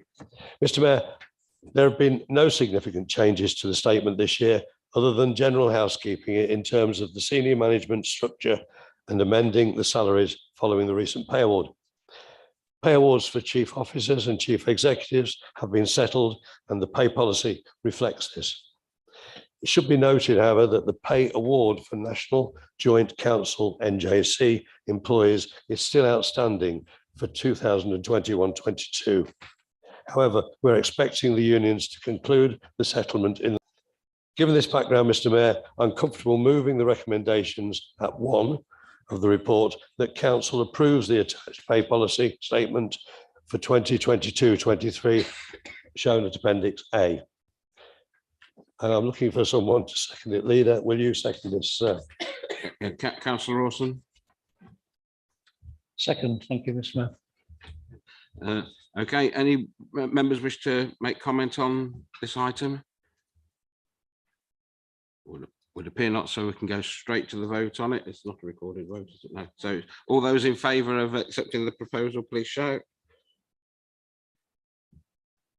Again, that appears to be unanimous. Okay, so. Oh, sorry, Councillor Wilkins, we're missing. Were you voting? Yes, yes, that so it's unanimous. Okay, right, right. So finally, members, before I close the meeting, I've received a request from Councillor Higgins to make a statement at tonight's meeting. I've received advice on this request from the Deputy Monitoring Officer, and I understand that it is within my discretion to allow this statement as long as it is made within specific parameters which have been communicated and agreed with Councillor Higgins. I've decided to exercise my absolute discretion regarding the conduct of this meeting to allow this statement. I will close the meeting immediately thereafter. There will be no opportunity for discussion on the statement. There is no constitutional basis for a right of reply, as there is no motion being proposed. And in relation to the substance of the statement, it would be inappropriate to invite comment from members which could jeopardise the Council's standards process to the detriment of all parties. Point of order, Mr. Mayor. Councillor Evans. Point of order. We had some email correspondence about this speech by Councillor Higgins. You said it would come under any other business. I have the agenda before me. There is no any other business for it to be in. So could you explain to me how the monitoring officer is saying it comes under any other business and you've been told it does when there is no such thing? There is no such item on this agenda. It is therefore, in my opinion, illegal for this statement to be issued because there is no any other business in this agenda, and members deserve to have an agenda that is inclusive. This is not here. Councillor Evans, I'll pass you on to the Deputy Monitoring Officer. Thank you, Mr. Mayor. I'd just like to confirm that the Mayor does have discretion in common law over the meeting. So he can accept the statement, but it's not under urgent business. You're quite right, there isn't urgent business. The Mayor does have discretion to accept the statement if he wishes to accept the statement. However, I just would like to add that I have advised, and I would reiterate that advice now to the Mayor, that should any member make a statement or comment that could prejudice the outcome, or comment, any statement or comment that could prejudice the outcome of any process, or is inappropriate in any other way, that he should intervene to protect the integrity of the council and also of its processes. And I will be listening carefully. If I do believe that anything said is likely to prejudice any process, I will ask the Mayor to intervene. You're saying that the state with the incident that occurred 6 months ago. And please, could I have this on recorded, please? You are saying that this statement cannot reference, because the Mayor has assured me, cannot reference in any fashion the event that happened 5 or 6 months ago that is under investigation by the Audit and Standards Committee, and he will be not allowed to reference that event in any case. And be aware that he has invited a witness who was at that event to be here to witness this statement. To me, that adds up to prejudice of the Standards Committee, and I will not accept that as a member. I've been on the Standards Committee at Rashcliffe, and it was very clear that once an investigation was begun, no reference could be made in council meetings to that event. So I have to ask, what could he possibly be saying that does not reference this event, please? my understanding is that the statement is in relation to an apology. So it may reference the event, but that doesn't prejudice the. You said no statement could be made that referenced that event. You've made it very clear to me, and I've got it in email from you, and yet you're going to allow someone to reference an event that is under investigation. And you said you would not allow that to happen. Have you seen this statement, Mr. Mayor? As I pointed out, I have not seen the statement. So as far as I was aware, there was nothing going to be in it that would jeopardise any future hearing. No, well, of course we don't until we hear it. Yeah, but that's the problem. Once we've heard it, it's too late. Well, if you don't want to hear it, don't be here. You know, other people have left. You feel free. I'm not allowing this speech to be made when I understand it is in reference of something that Councillor Don Pritchett is leading an investigation into, because it could well prejudice it. I don't know whether that statement will, but it could, in front of witnesses who were there at the meeting. This is disgraceful. I'll say this. Thank you, this is Councillor disgraceful. Evans. Please sit down for a moment while we get the officer to come. Through you, Mr. Mayor. My understanding is that the statement will not prejudice any outcome of any internal process. If I feel that it strays into that, I will ask the Mayor to intervene. In terms of your point of order, just have the final authority on that. So he needs to make a decision. You know, it is in the Mayor's hands to make that decision now. Once again, points of order here. I'm not going to stop because have you seen, I'm asking the monitoring officer, have you seen this statement? I've seen a version of the statement, yes. But you don't know what Councillor Higgins is going to say? No, but I have said that if it strays. How can we stop it? Once he's strayed, you can't stop it. Because the Mayor has the authority to cut off the microphone, which he will do. But it'll be too late. He'll have strayed by then. Ultimately, the decision is with the Mayor on whether he wants to proceed or not with the statement. Thank you, Councillor Evans. If you could sit down, so other people do want to speak. Do you mind if I just say something? Yeah, I've got Councillor Glancy as well. Can I just say something before we go any further? I was the last person to be taken to standards. Just think about this one. And I went to court because I knew that I had done nothing wrong. But I do know one thing, that this is absolutely truth. I was not allowed to say anything at any meetings. I was not allowed to do that, whether it's full council or anything else. The leader of the council at that time was Councillor Graham. So he could actually verify that, but I was not allowed to say anything.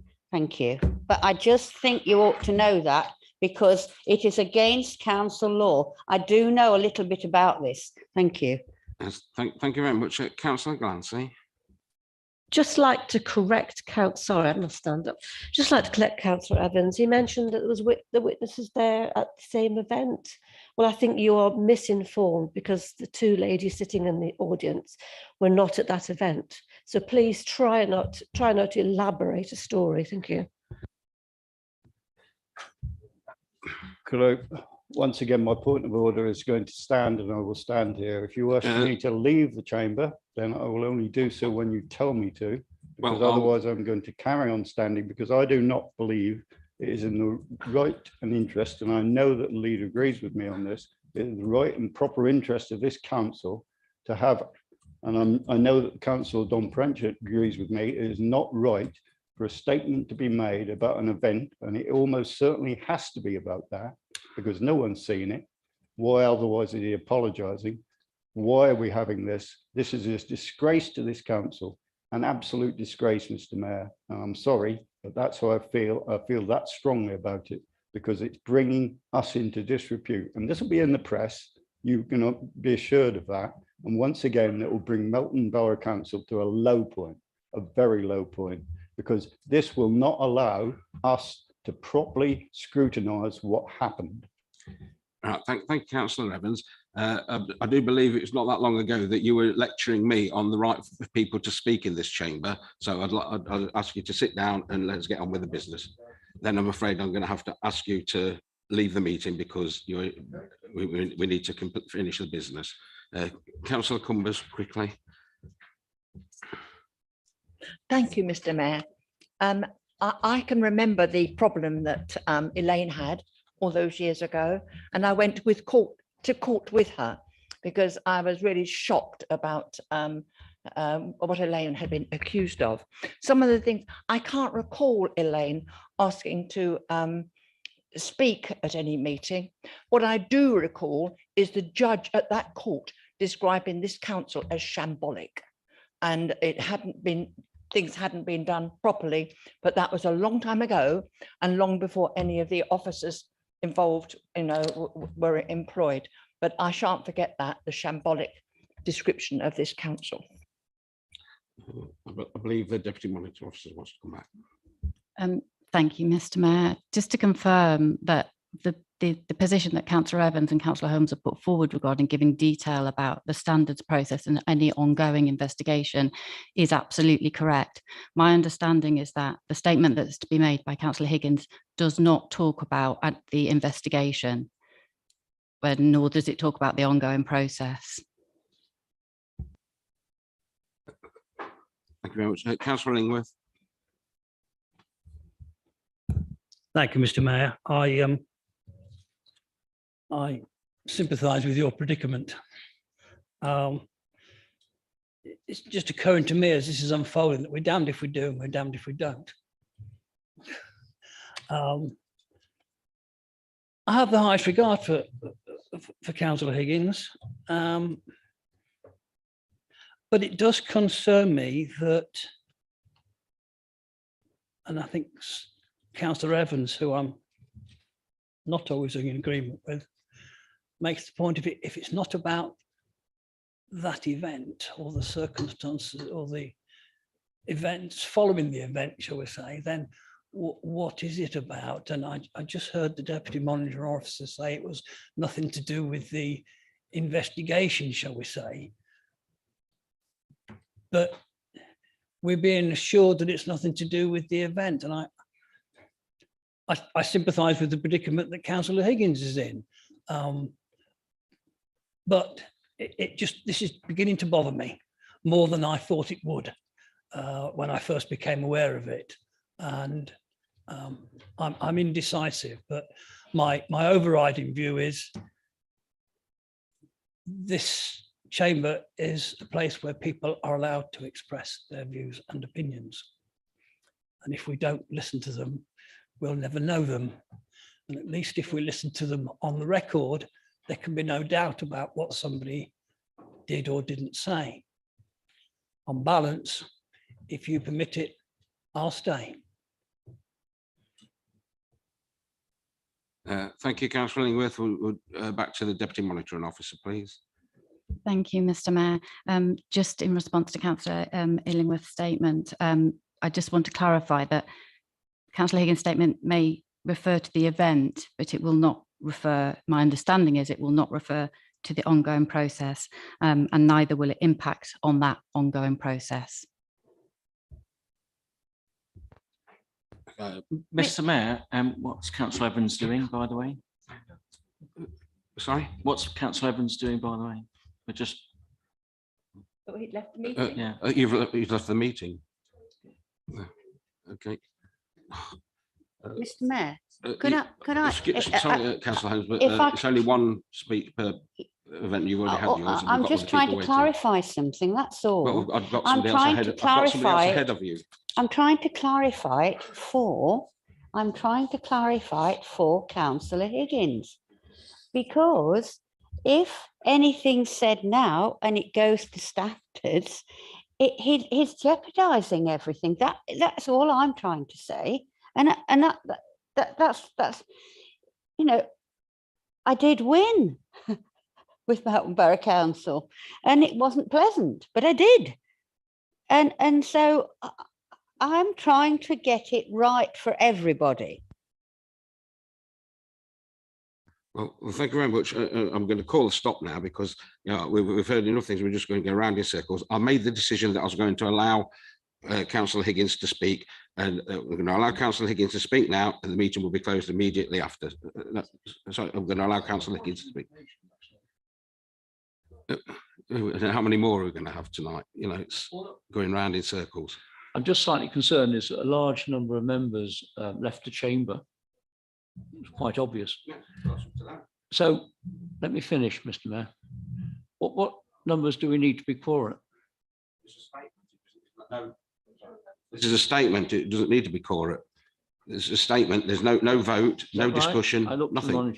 As far as I'm aware. Through you, Mr. Mayor, for the meeting to be quorate, it's 14 members.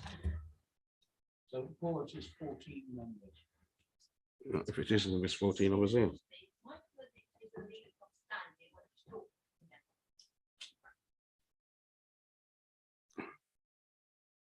As I understand it, we do have 14 members here. Yeah, so we have 14 members. So we're moving now on to Councillor Higgins. Okay, thank you, Mr. Mayor, and thank you, members, for those comments. Thank you, Natasha, because I know you do have an advanced reading of this, so I will keep to as what was agreed. In the autumn 2021, complaints were made relating to comments I made at the Best of Melton Awards on the 17th of September 2021.